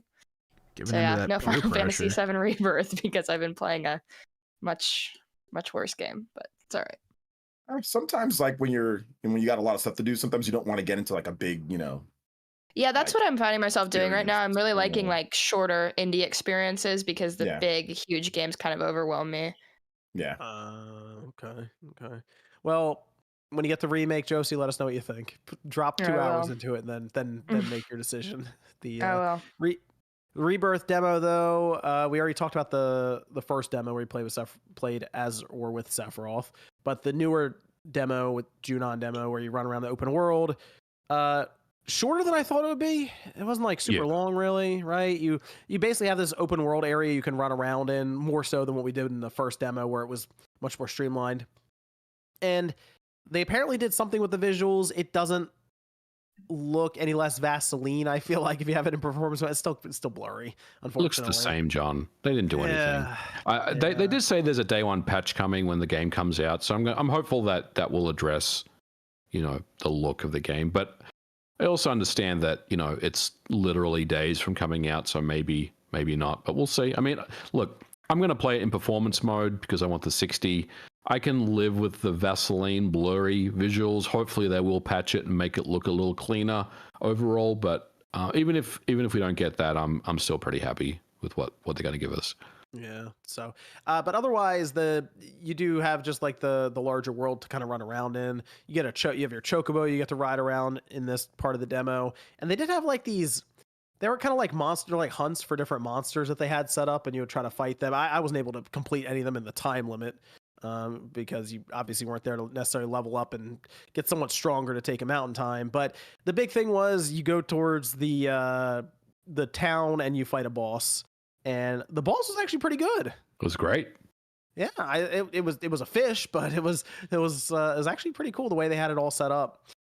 With the kind of the area you're standing on where they go underneath the water and they jump up and shoot jets everywhere. And there's at least some strategy involved with your character selection since they were much more airborne usually. But it to me was a pretty good boss fight, and I'm looking forward to this game. This is one of those moments where I kind of feel like the old RPG days where it is kind of that PS1 feeling, PS2 feeling where it's like, okay, there's a lot of hype around this game coming up, so I'm excited. I hope Nomura just goes off the deep end in this game. Like, just the ending's just crazy and stupid, and we just look towards the last game in the trilogy to answer everything when it probably won't. Gene Park's in the chat. Shout outs to Gene, by the way. Awesome to meet you last week. He said, I think they improved quality with the patch. It looks way better than last week for me, so we'll see. Okay. That's the thing. I realized going back to when we played the first one, Remake, it was on the PS4 Pro or PS4, and we weren't dealing with great frame rates then either, technically. So I don't know. I'm going to look at both the quality and then the performance mode and just kind of try to figure out which one I'm going to go with. But we need that PS5 Pro. We're not too far off. It's just end of this year. We'll be good. And we can hopefully get 4K 60. But hey, Final Fantasy 7 Rebirth coming out. But you're Well, not going to go you're- back and play it. Like we're going to be playing this game next week. Probably beat it, a week, 2 weeks in, maybe 3 weeks. By the time the PS5 Pro comes out, John, you're not going to go back and play through the game again. You're going to play it once. You're going to experience 100 hours worth of Final Fantasy VII Rebirth goodness, and you're going to be thinking about whatever's next. You're not going to go back and play Rebirth again. This is true. But I will have the PS5 Pro ready to roll MVG for GTA 6. Well, they might have DLC for Rebirth. They might. I mean, they had DLC for Remake, technically. Did you go back and play what's it called? What's the Integrate? I was going to say Retrograde. Yeah, I played. I played it. I was playing it again actually recently, and that has a 60 frames patch on it and everything. So, but I'll be ready for GTA 6 at least with the PS5 Pro. Get a steady. Gene Park says no DLC for Rebirth, so no. Sorry. Okay. Okay. No PS5 Pro for you. Yay! I'll be ready for GTA 6. Let's move over to the Xbox games that were officially announced for PS5. We talked about the ones that went to the Switch as well, but along with those games we originally mentioned with Grounded and Pentiment, Hi-Fi Rush, and Sea of Thieves. Those are going to the PS5. It's my understanding that Hi-Fi Rush isn't on the current Switch, but apparently there are reports that it would be going to Nintendo's next system whenever that happens. So I feel like maybe they just couldn't get Hi-Fi Rush running on the Switch the way they wanted it to. So they'll look towards the next system. People who are wondering what that was about. But Sea of Thieves and Hi-Fi Rush on the PS5. We have Hi-Fi Rush that is going to PlayStation 5 on March 19th. Then Sea of Thieves is going on April 30th. So these are coming out pretty quick. I mean, seriously, Hi-Fi Rush is out in 3.5 weeks, and then Sea of Thieves out in 2 months, and then Pentiment is already out, as we saw, and then Grounded is coming out April 16th. So that's a pretty quick release cadence, and it does make me wonder if we'll have other Xbox games go to other platforms before the end of this year, the way that they're kind of rifling through these. But I am curious, out of these games we just looked at, which game do you think will benefit the most from going to another platform out of these four? Honestly, Sea of Thieves, right? I think Sea of Thieves will. Yeah. Okay. Yeah. Like Hi-Fi Rush will do well on PlayStation, I think, because it's a quality game, and I think PlayStation fans would really like to play that, and embrace the game, and enjoy it. But I think as far as a game that has long-term sustainability, I think Sea of Thieves is definitely the one. Grounded may do something, I guess, but like Sea of Thieves for me is the one. Okay. I was gonna say Grounded actually out of these ones, and the reason I was gonna say that is because they managed to get it on the Switch, and I can actually see Grounded does kind of have that Minecraft look and feel to it at times with what you can do in it. Yeah, it's survival, but you also do a lot of crafting and building and stuff. And I almost wonder if Grounded could perform decent in like Japan, for example, where Minecraft is very popular.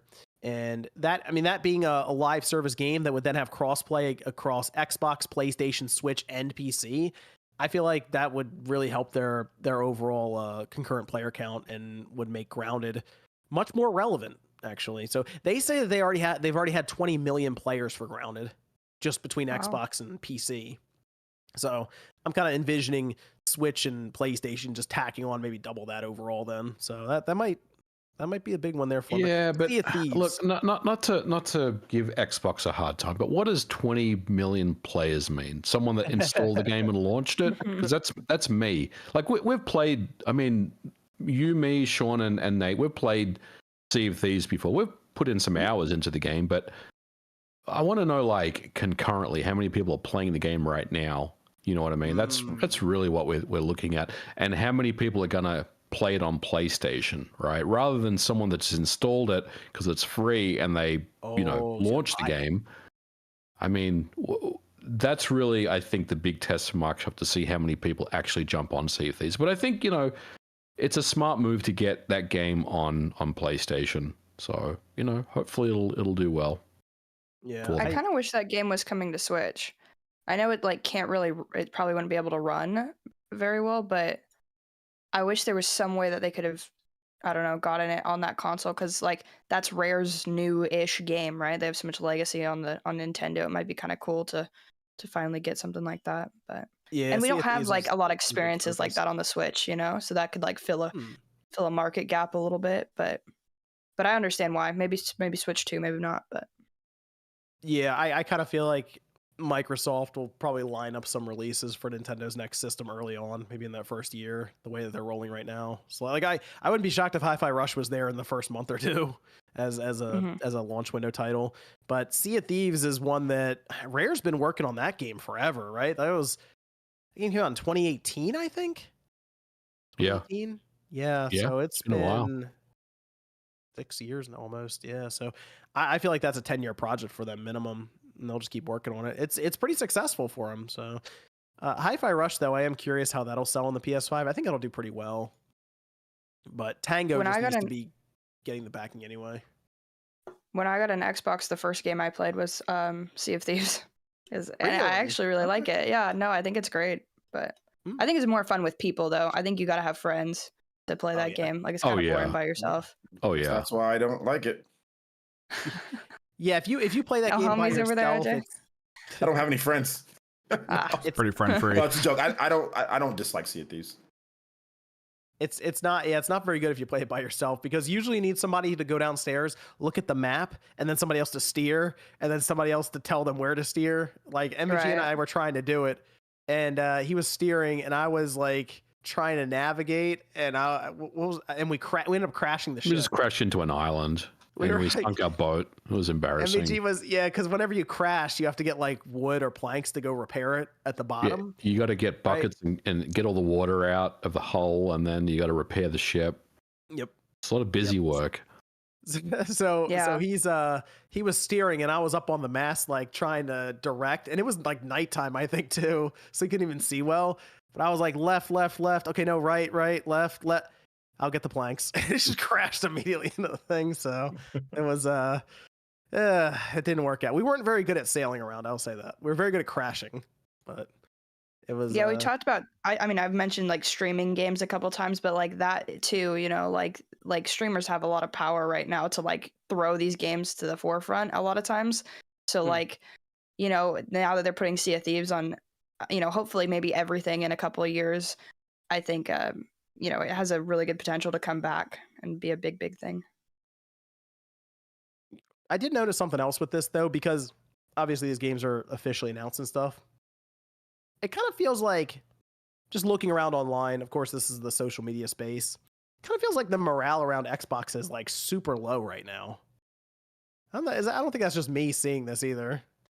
Like, just from like it's always low. It feels like it's an all-time low right now. I follow a lot of Xbox guys on Twitter, so there's a lot of stuff that's being said right now. Definitely, it seems morale might be a bit low, but I think that the thing about morale is that it can change depending on like 1 year to another, right? Like things can change very quickly. So if Microsoft becomes the biggest publisher ever or whatever, then we get way more games because of it. I think then morale changes. Is it the Microsoft or the games themselves, or is the morale around the box? Because I kind of feel like it's the system that morale is like super low around right now, because it just doesn't feel like Microsoft cares much about it. People don't like change, you know. This is a big change. This is something that's, you know, we're used to having consoles have their exclusives, right? And that's just what we're used to. And now they're saying, no, you know, it's not necessarily going to be that way. So I think people just don't like that aspect. Is obviously scary for some. And does that mean Xbox is dumb? But I don't think so. I think Microsoft has enough to where they can make their system still have some exclusives here and there, or timed exclusives, and then it comes over to something later, and they can make a ton of money and fund way more games and actually not lay off people, right? So I think at the very end of the day, right, I think it might be something that's positive for specifically for their business, because everybody's different, you know. Connection's wonking out a little. I think Phil Spencer stepped in and took our stream down. You heard what we were saying? Yeah. No more of that. The whole chat just erupted in Fs. We good now? I think it says we're good. We'll just refresh people. YouTube's been having issues. Well, I've had a couple My connection's going down, it looks like. I don't know.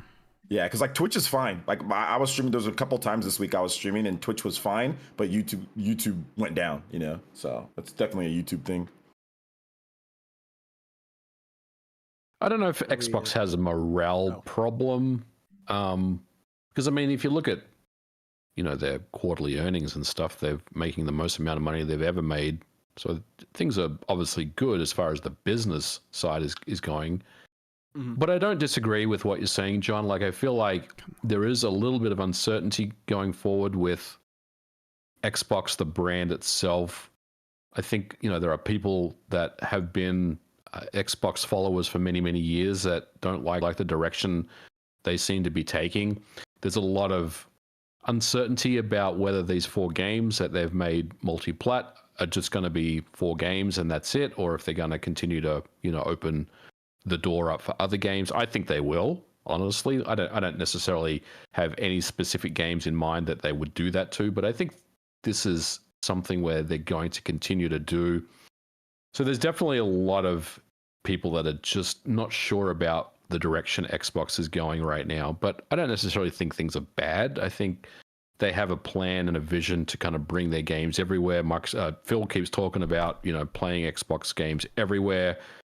So I think really they're just kind of executing on that. So we'll see. I mean, honestly, I think the real test will be at the end of this generation where Xbox is at as far as their customer base and how they're doing as far as, company and the number of games they have, trying to get as many first-party games out as they possibly can. But we'll see. I mean, this is definitely an interesting year for them. And look, I think they're on the right path, but we'll just have to see where it goes. Well, do you think, let's say, because we see gaming change constantly, like 20 years ago, things were completely different than they are now. Do you think in 20 years, so 20 years from now, 2044, you think we'll look back on this moment that Microsoft said we're going to put our games on other platforms as the right move, or was it the mistake that cost them? Did you say 2044? Yeah, 20 years from now. John, I'll be fucking in the ground in 2044. Whoa, I don't care about what happens in 2044. I'll be gone. We'll do 15 years. Yeah. You'll still be here. I don't know about that. I don't know, John. I mean, that's a very difficult question to answer, but I think, look, I think, if anything comes out of this, Xbox really, gave it their all. I think they tried to go with the market. In some ways, they kind of dictated, the market themselves. But ultimately, I think, this approach of buying up a lot of studios and trying to get as many first-party games under their belt as they can is their way that they believe is going to, make them successful. Look, I heard an interesting quote the other day, and I didn't really give it too much thought, but it is interesting. I keep thinking about Xbox has been buried pretty much every generation except for the 360 generation, but they even lost that in the end to Sony, right? Like they had a good couple of years where they were dominating, but if you look at Xbox as a whole from the start to now, they've been third place. Like they've been buried. So this is their push to really get to the forefront of video games. So look, we'll just have to see how it goes for them. So the stream was lagging on YouTube, Evan, but not on Twitter. The thing is, it's still lagging, and I know Discord's saying it's kind of dropping in and out of a connection. I don't know what's happening. Yeah, I see it here. Hold on, let me see. Is it just YouTube? Not receiving enough video to maintain smooth streaming. As such, viewers will experience buffering. Yeah, it's working on YouTube, but it's. You might have to drop back a few seconds in the stream itself to maintain it. But yeah, I noticed over on Twitter where we're streaming, it seems to be streaming fine. I don't know if YouTube is doing something weird right now or something's acting up. It's fine on Twitter. What?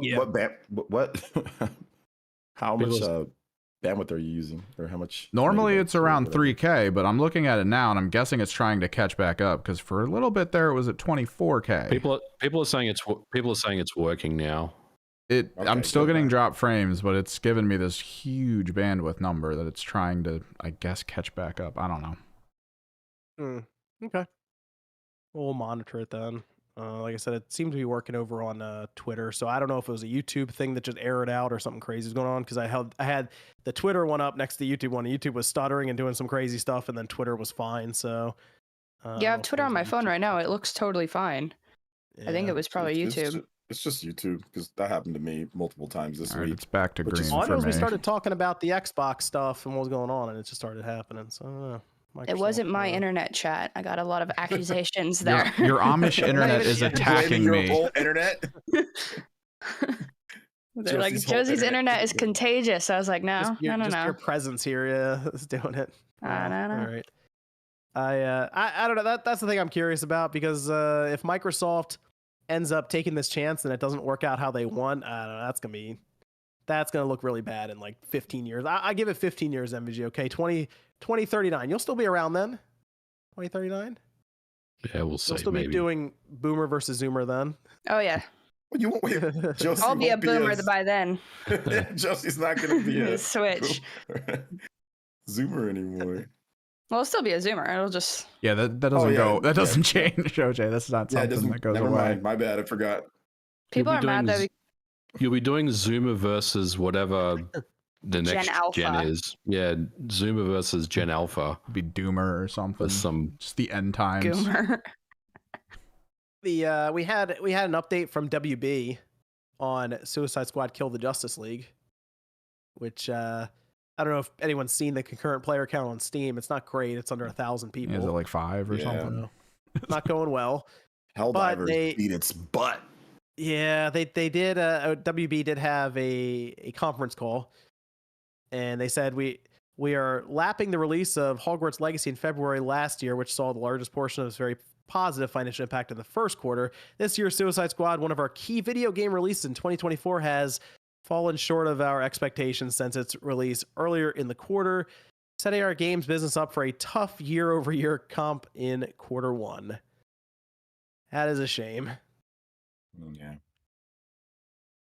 I don't think it's surprising, but it's a shame to hear that Rocksteady spent 7 years working on this thing, and it's. So I want to hear MVG. What is it? So you've been in the development side. How does it feel like? Like what are they feeling at this point? Like they've been working on this game forever, and it's kind of flopped, right? So what's the? I think they'd be feeling very deflated right now. Yeah, it's tough to really answer, but like, as a developer, like you look at when a game launches, you look at how things are going, right? Like you don't just sit there and not look at sales numbers and the reaction to things. I mean, you look at Twitter, you look at sales, you look at Steam charts, you look at all that stuff, right? And they're probably feeling really deflated about how things are going right now. I don't know. I guess the only part that I'm confused about is why they felt like this would be more successful than it was. I know that's a hard thing to say, but sometimes you have to have a reality check here. And I feel like this game was one of those scenarios where they were, number one, though, this game has been in development for so many years. It's been in development for such a long, long time. And I feel like they just kind of missed the window, and they missed the window by a lot, not like a year. They missed the window by like a couple of years, right? Like I feel like if this game came out, 2.5 years ago, maybe things would have been a lot better for them. I think it would have been received more successfully, and it would have done a lot better. Game development obviously takes a long, long time, and delays happen, and things happen. I don't think they anticipated that this game would come out when it did. And I think ultimately they just had to make a call to get this game out no matter what. And unfortunately, that's the situation they're in. So look, it sucks, it really does. But I think there's definitely a lesson here about, chasing trends in video games. They're not the only studio that's done this. We've seen this happen before. Babylon's Fall is another one that comes to mind that just I kind of forgot about that one. Yeah, I mean, so really, if you are going to invest in a game like that, number one, you have to be absolutely sure that you have the target audience for it that's going to pick it up, and not, think about like chasing trends, right? But number two, more importantly, that you have to make sure that your timelines are accurate.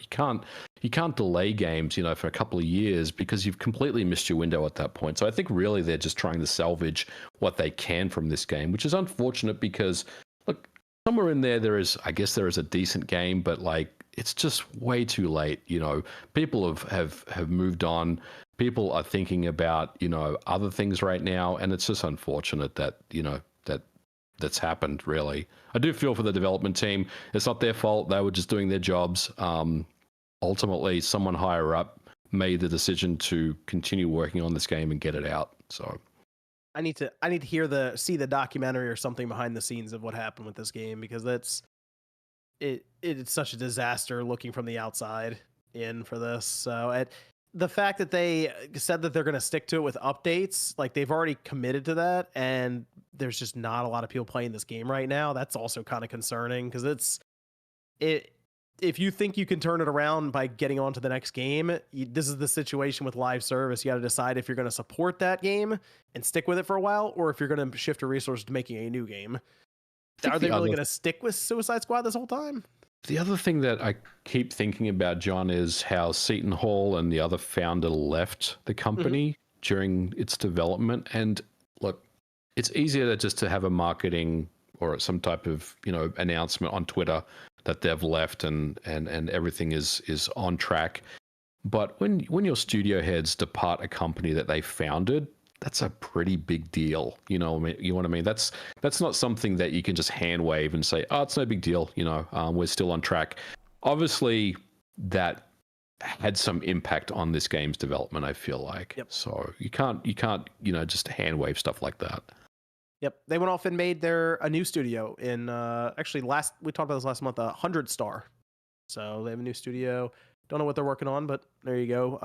That's my concern, is that they're going to just sit on Suicide Squad working on it for the next year and a half to 2 years or something, and it just never pans out. And then it's like, okay, now Rocksteady spent a decade on this game when they could have done anything else. And that would be my question now is, let's say you could tell them what to do next. Be like, okay, this is the next thing you're going to go do. What would you have Rocksteady go off and do? What game, what IP, what would you make them go work on next?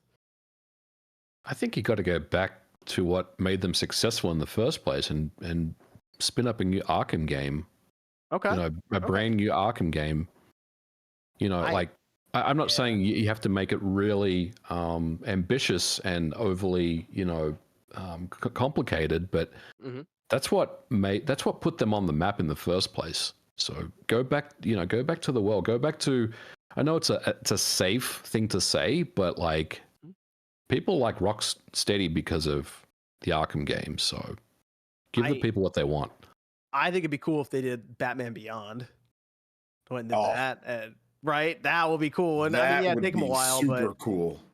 I feel like that would get people really excited again for a Rocksteady game if they did. That seems like a series, an IP that would do really well with video games. I know we've had Batman Beyond game, but we had one on PS1, I think, at one point. But that feels like a series that should do really, really well with all the, obviously Batman has all kinds of cool gadgets, but then you're like further in the future with Batman Beyond. That would be really cool. That's, to me, the way I'd go, because I still think a Superman game would be kind of hard for them to make. I feel like it seems easy to be like, oh, you'll just be really powerful, but then there's like not much challenge then in Superman, and there's reason that there just hasn't been a good Superman game ever. So I feel like a Batman Beyond game would be the way to go. Stick in the Batman universe, like you say, MVG, but change things up a little bit and go that route. That would be cool. But I feel like they're gonna stick with Suicide. I'll get Suicide Squad when it's like, I'll pick it up too. $10 or $20 or something. I'll give it a look. Yeah, when Thanksgiving comes around and it's discounted, I'll pick it up. That might be a game that I wouldn't be shocked, because that is a live service type game. I wouldn't be shocked if that ended up in Game Pass, or if it ended up in PlayStation Plus or something before the end of this year. Like, it would not surprise me. So maybe I'll try it out there then if it goes in. But a $70 game, and it's like, I don't know. That's I'm okay. I'll pass on that for now.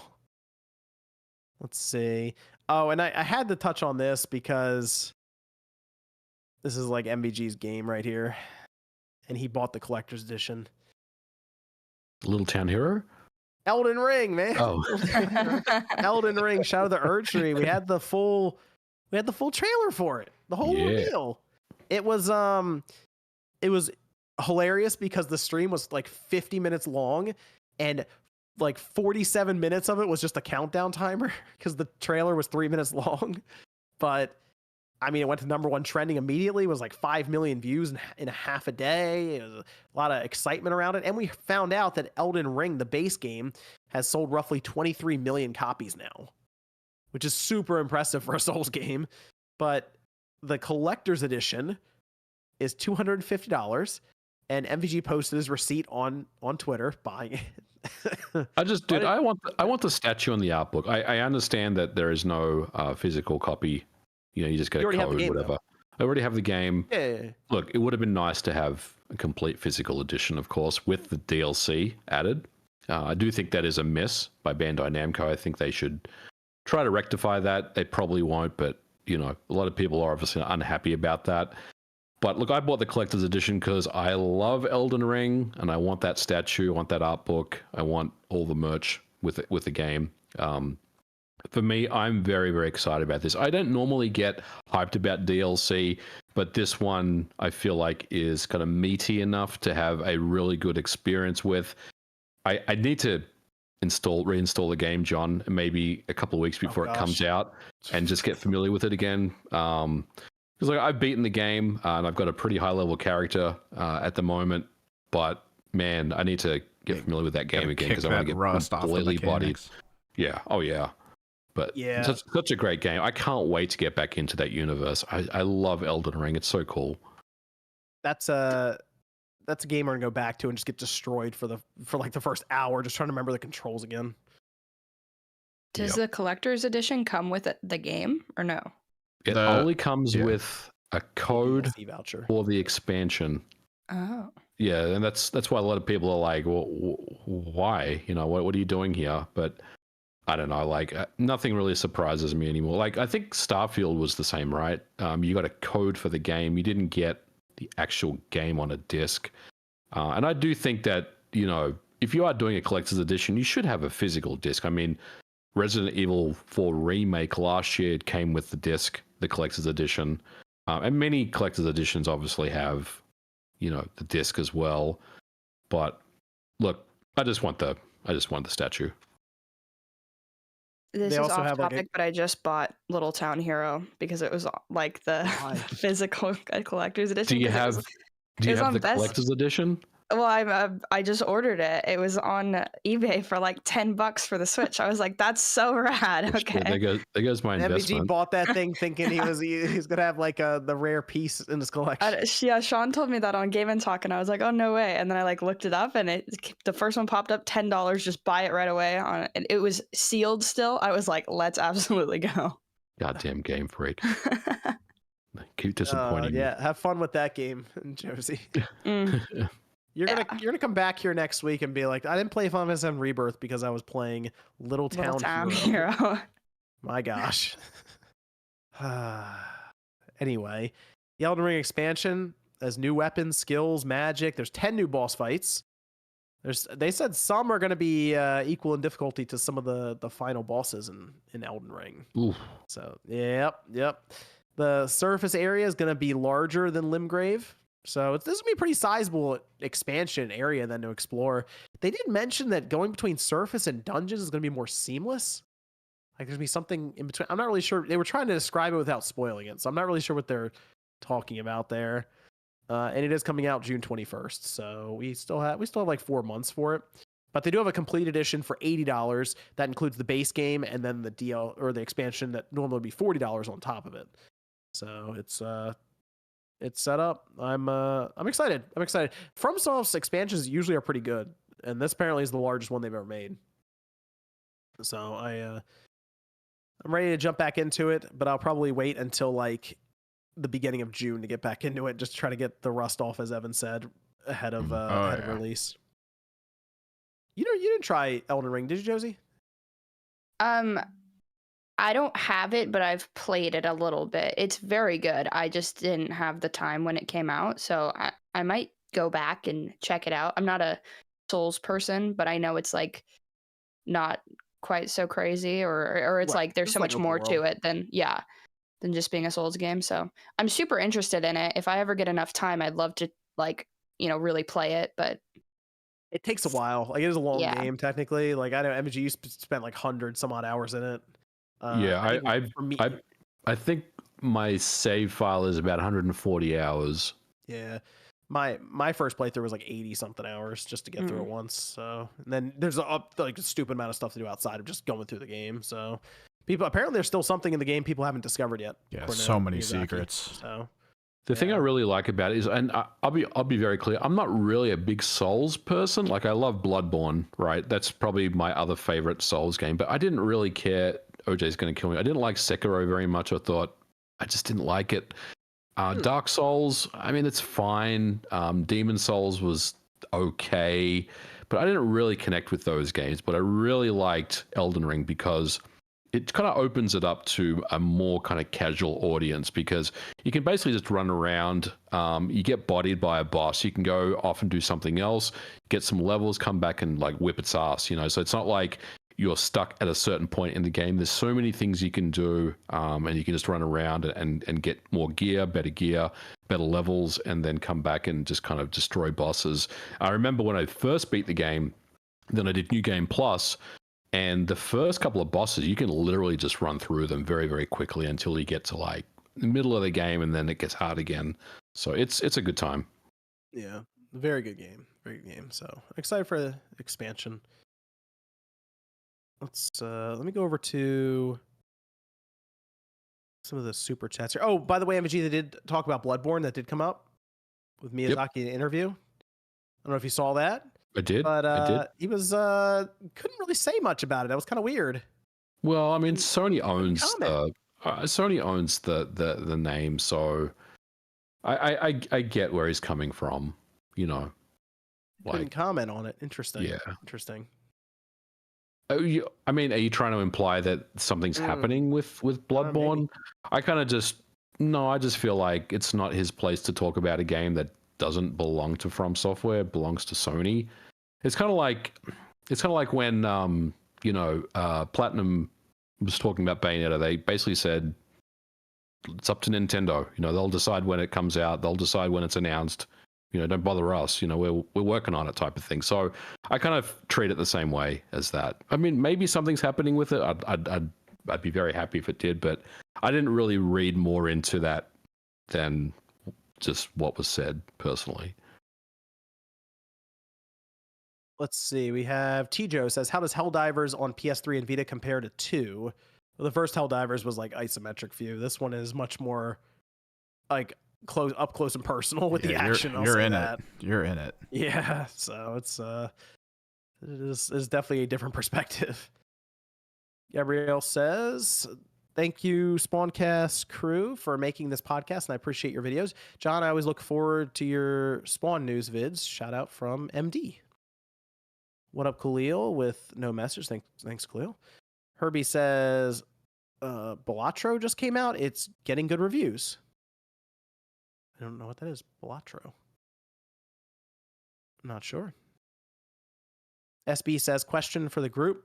What percentage of the games that you pick up do you actually finish? How big is your backlog? My backlog is quite large because it's like almost the entire GameCube collection at this point. But a good amount. It depends. Like certain games you get, like I'll pick up just to see what they are exactly for like a podcast or a show or something, and it's just not clicking with me.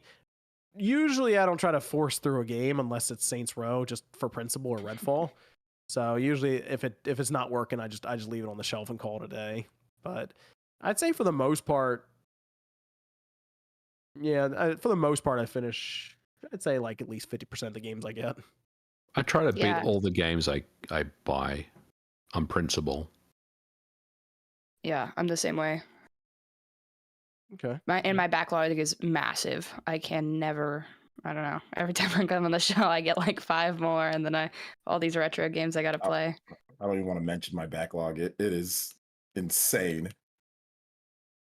That's the thing is like if you have a backlog, you'll be able to finish it when you're retired. Look at it that way. Go back and 40 do it years. then. There you go. Actually, no, it's 70 now, right? So actually 50 years for me. There you go. Rastendo says, let's see. Oh, since MG now works for LRG, does he know when we get an LRG EU branch?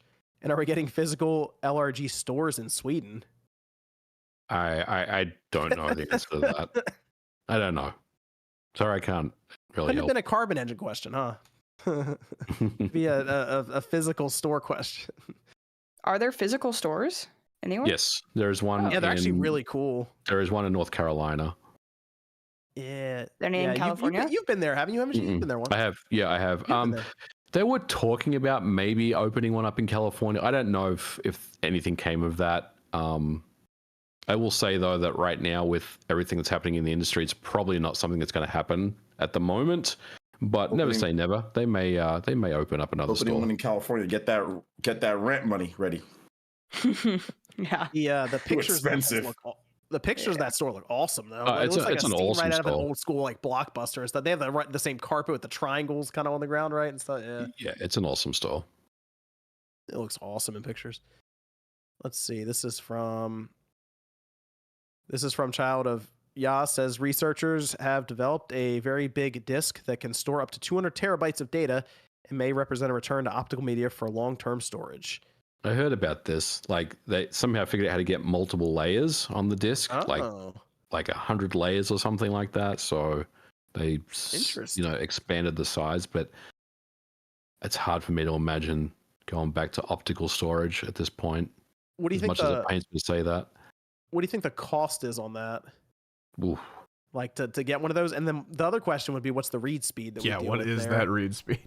To retrieve some of that data. Yeah, those would be my only things. Because if we put a game in our PlayStation or Xbox now, it has to copy it to the system. And something I've noticed, especially recently, is it takes longer to copy from the disc right now than it does to download the game. So it is interesting that we are to that point where our internet connection is faster than our optical drive can read.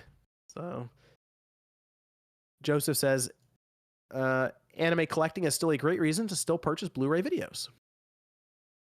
David says, have anyone played Penny's Big Breakaway yet? Anyone reviewing the game? It is a really good game in my opinion. Speedrunners are killing the leaderboards. Yeah, you see some of those leaderboards pop up, and these people are getting through these levels in like less than 30 seconds most times. This is some crazy stuff. But I'll spend more time with it. Basically, what I do is every now and then I turn the PS5 on, jump in the game, and go through 2 levels or so. So I'm going to keep working through it. Hector says, if Sony makes a PlayStation PC launcher, do you think Microsoft develops a Windows mode for their rumored Steam Deck like handheld, forcing every PlayStation game on that launcher to play on the Xbox handheld through Windows? Smart Play or no? I think whenever Microsoft does their handheld, because I feel like they are going to do it, it's going to be like the Steam Deck where you just get whatever OS they give you to start with, and then that's kind of it, and it'll be an Xbox-looking system. So it'll be like your Xbox Series, just in handheld form with Game Pass. Master Detective says, hey, Josie, I know you're not an anime fan, but I highly recommend Frieren Journey's End. It's pretty tame without the risque stuff. Vibes. I'm looking for some that aren't like insane, so I was open to them. Dragon Ball Z. I'm not. It's too tropey for me. It's like too aggressive. What you looking for? A slice of life. I just want to chill one. That's kind of funny. Has some good vibes, you know. Oh, I got one for you. Death Note. All right. Wow, I've heard about Death just Note. like Yeah, it. Yeah, Death Note. It's kind of crazy, but it's chill. It's not all, and there's nothing like over sexualized or anything that I remember in Death Note. But yeah, Death Note's really good, and there's a really crappy movie too. If you want to watch like a live action movie, you can watch that too. All right. This is from, and it's short, and it's also short. It's not very long at all. This is from Young Goku says, I know every Final Fantasy switches battle systems, but it feels like FF7 Remake and Rebirth figured out the happy medium of action and tactics and RPG. Super excited for Rebirth. Yeah, the battle system in Rebirth is very good. So I like what I'm seeing with it. I hope they do something like weird and different with 17 though. So I don't necessarily want them to take Rebirth and probably what they do with the next one, where they continue to evolve that this battle system should just stay with this trilogy, and I want them to do something completely different with 17. Like, if usually when they go off and do a new numbered Final Fantasy, they come up with some new battle system or wrinkle for it. I'd prefer them to do it with 17 as well. Maybe not as action based as 16, but they throw something else in there with 17 to kind of change it up a bit. Yeah. I don't think they're gonna copy what they've done with either one of these. Especially with 16. So yeah, I see them doing something completely different. Maybe even having a hybrid, like a crazier hybrid. Like look at like Metaphor Refantasio. That's like a straight up turn-based and action RPG mix that kind of blended in together. So maybe they try something, their version of that, This is from Mike, who says, can't wait for Tuesday. Hopefully some good Pokemon news. We'll be talking about that next weekend. Here's hoping it's not just merchandise and anime stuff. I want a new Legends game. That'd actually be pretty cool to see that. Probably not a new Legend. I want a new Legends game, but probably not at this one. Let's go Gold and Silver. I'll play that. It's better than nothing. I love Coke Slurpee. Says, I'm a longtime Nintendo and Sony gamer, mostly playing JRPGs and single player games. I don't hate Microsoft, but the 360 was their only console I bought. Why should I buy an Xbox? What do they have? What would you buy an Xbox for? I mean, Halo? I would say the main reason, you don't have a reason to buy an Xbox right now at this point. There is no reason to buy an Xbox because you're not like online, right? Coke Slurpees, shout outs to you, man. Yeah, there's no reason unless you want to play like I would say online and community. What makes Xbox really good to me is if you've got friends to play, the online, the community. I think if you like the controller, the online stuff, that was like, that would be the biggest thing. But if you have PlayStation and Microsoft or Nintendo, yeah, I think the Xbox is that's generally the multiplayer box, I think, for a lot of people. Like that's mostly I would use the Xbox for like Call of Duty or something like that personally. And then the single player stuff, I do think of Nintendo and PlayStation generally first before I think of the Xbox. So, or like Halo. Like Halo is all online for me. Yeah, I did the single player campaign stuff, even the co-op campaign stuff, but that's limited, and eventually you just go online and just play constantly that way. So they have a lot of good multiplayer experiences, though. That's what I'll say. Man, Beyond says, why did WB make Suicide Squad a live service? Are they stupid? Well. No, they were planning it in the hype of the live service, right? Destiny and all. That's when they were planning it, but it took so long to come out. We had gotten so many other games. Chasing trends. You can't do it if you're a AAA studio and you're going to take at least 5 or 6 years to bring a game out. Don't bother. Come up with something unique and interesting rather than just chasing trends. It's gonna fail. Yeah, Nintendo did that kind of with Splatoon, right? They took their chance at a live service and made it their own, though. So I think that's really important. But the difference, though, I will say is like, I personally feel that it's very important to add in stuff that's not always online. It's not always, obviously, like Helldivers, but I think that having a single player, having like local co-op or whatever you're going to do, I think that helps, even if your live service part isn't the best.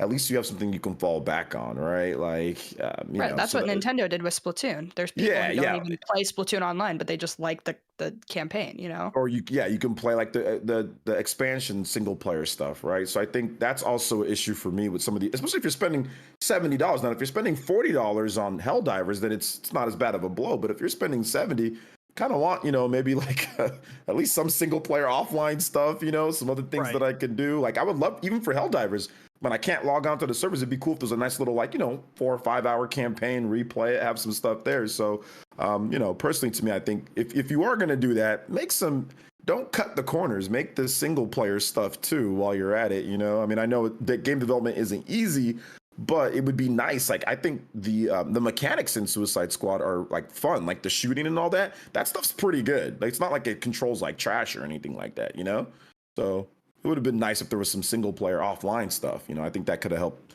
mitigate things. Andy Taylor says, I sympathize with the devs who put in the work only to have decisions made that they likely couldn't control. I legit wanted to try it, but couldn't pretend to identify as a Sharkman. Hold on. No, it's fine. See, CJ says, thoughts on Little Devils Inside Back from the Dead. Yeah, it was random. They just dropped the trailer. Apparently, people in the studio left, and it's still happening, just like 10 years later. So there you go. Chris W with a little sticker here. And then South Coast says, who's still playing F-Zero 99? I'm not. No. I dabble sometimes, but Okay. I'm glad that they're still updating it though. They keep pushing updates for it. Yeah, I think it has a pretty decent player base. There's a lot of people who go back, so happy for it. Mike says, Josie, watch Cowboy Bebop. It's a good one. I've also heard of that one. Yeah. Okay. Put it on the list. DC Fat Cat says, take my money as Sean was too busy for the show. He was watching the Knicks and Celtics. I don't know how that was going for him, but I think they lost. Well, that explains why he's not here. It's a Celtiverse. Oh, well, any chance the Battlefront collection runs at 120 FPS on PS5 and Xbox Series? Ooh, that'd be nice. That'd be nice if it would. With the 64-player multiplayer, I don't think so.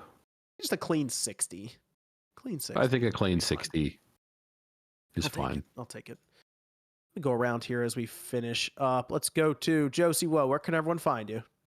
You can find me on YouTube at Josie Woe. I'm gonna have some videos out in like a couple days, Wednesday and Friday. And Boomer vs. Zoomer should be out probably Friday or Wednesday, one of the two. And yeah, thank you guys so much for having me. Yeah. Go over to MVG. You can find me on YouTube at Modern Vintage Gamer. I'm working on a video right now that will probably come out on Monday, but if it doesn't, it's Tuesday. And we may have the return of Nate the Hate next week. We'll see. Why? What's happening next week? Nothing. We're just thinking about recording an episode. I did notice over on Streamlabs, there were a few. Alan said, what are your thoughts on Alan Wake 2 selling just 1.3 million for Remedy? I feel like the industry paraded this game around only for it to still fall off a cliff. Game of the year contender and graphical masterpiece that nobody showed up to play. Hope Remedy profited. They didn't profit so far. I mean, of course, it's not profitable yet, but it will be. There's an Insider Gaming article that talked about that. Yeah, they need to just maybe when price drops hit, Look, hindsight is 2020 and all that, but I think putting the game on the Epic Game Store was a mistake. Oh yeah. And yeah, I forgot about that. And lesser mistake was there was no physical. Those are the two big ones, right? No physical. I legitimately didn't buy the game because there was no physical on PS5. I was ready, and they said, because I played the first game. I mean, I'm not a huge Alan Wake fan, but I bought them. And they're like, no physical, only digital. I'm like, for a big AAA game? Like, what? I was like, no, I'm good. It's going to go to Steam eventually, right? Usually it's timed exclusive for Epic Game Store. So maybe it goes to Steam and gets a spike in sales. Maybe. Yeah, that is a mistake. I'm sure they got some money from Epic for that, but still, that definitely hurt its sales.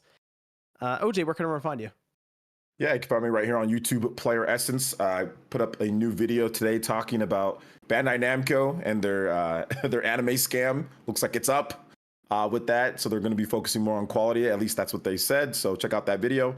Got another video. I actually just finished up the Splatoon DLC, so I'll have a video review of that coming up on the channel, and then other Final Fantasy RPG coverage and live streams. I will be live streaming tomorrow, so if you want to come check out like a little bonus stream we're doing tomorrow, that'd be awesome too on Player Essence. So thanks for having me on, John. I appreciate that, and thanks for all the people that come over, man. I see a lot of people come over from the Spawncast, so I appreciate y'all. And then Dave says the PSVR2 might be the best bang for your buck VR headset on the market as far as the tech goes. With a proper PC driver from Sony, it might find some reasonable success, especially when you compare it to the VR competition. I'll definitely buy one day one. Then the Gaming Troche says, just beat Final Fantasy 7 Remake on PC and fully enjoy it, and now playing with the community mods, it gets crazy, adding in characters from Halo, Persona 4, and having Metal Gear Rising music with the final boss. I didn't even think of the mods they would have in that game. Well, put it on the list, Josie. Yep. Okay, we're all done here. Thanks everyone for joining us. We'll be back next Saturday night, 9 p.m. Eastern time. We got the Pokemon Present stuff coming up, so that'll be interesting to see what they have. And then I'm sure some other stuff will happen during the week. We have Croissant Bomb who just dropped this in here. Loving Helldivers 2 so much that I bought it for my brother and friend to join me. Good stuff. Tell MVG to buy it. Thanks everyone for joining us. We'll see you guys next weekend.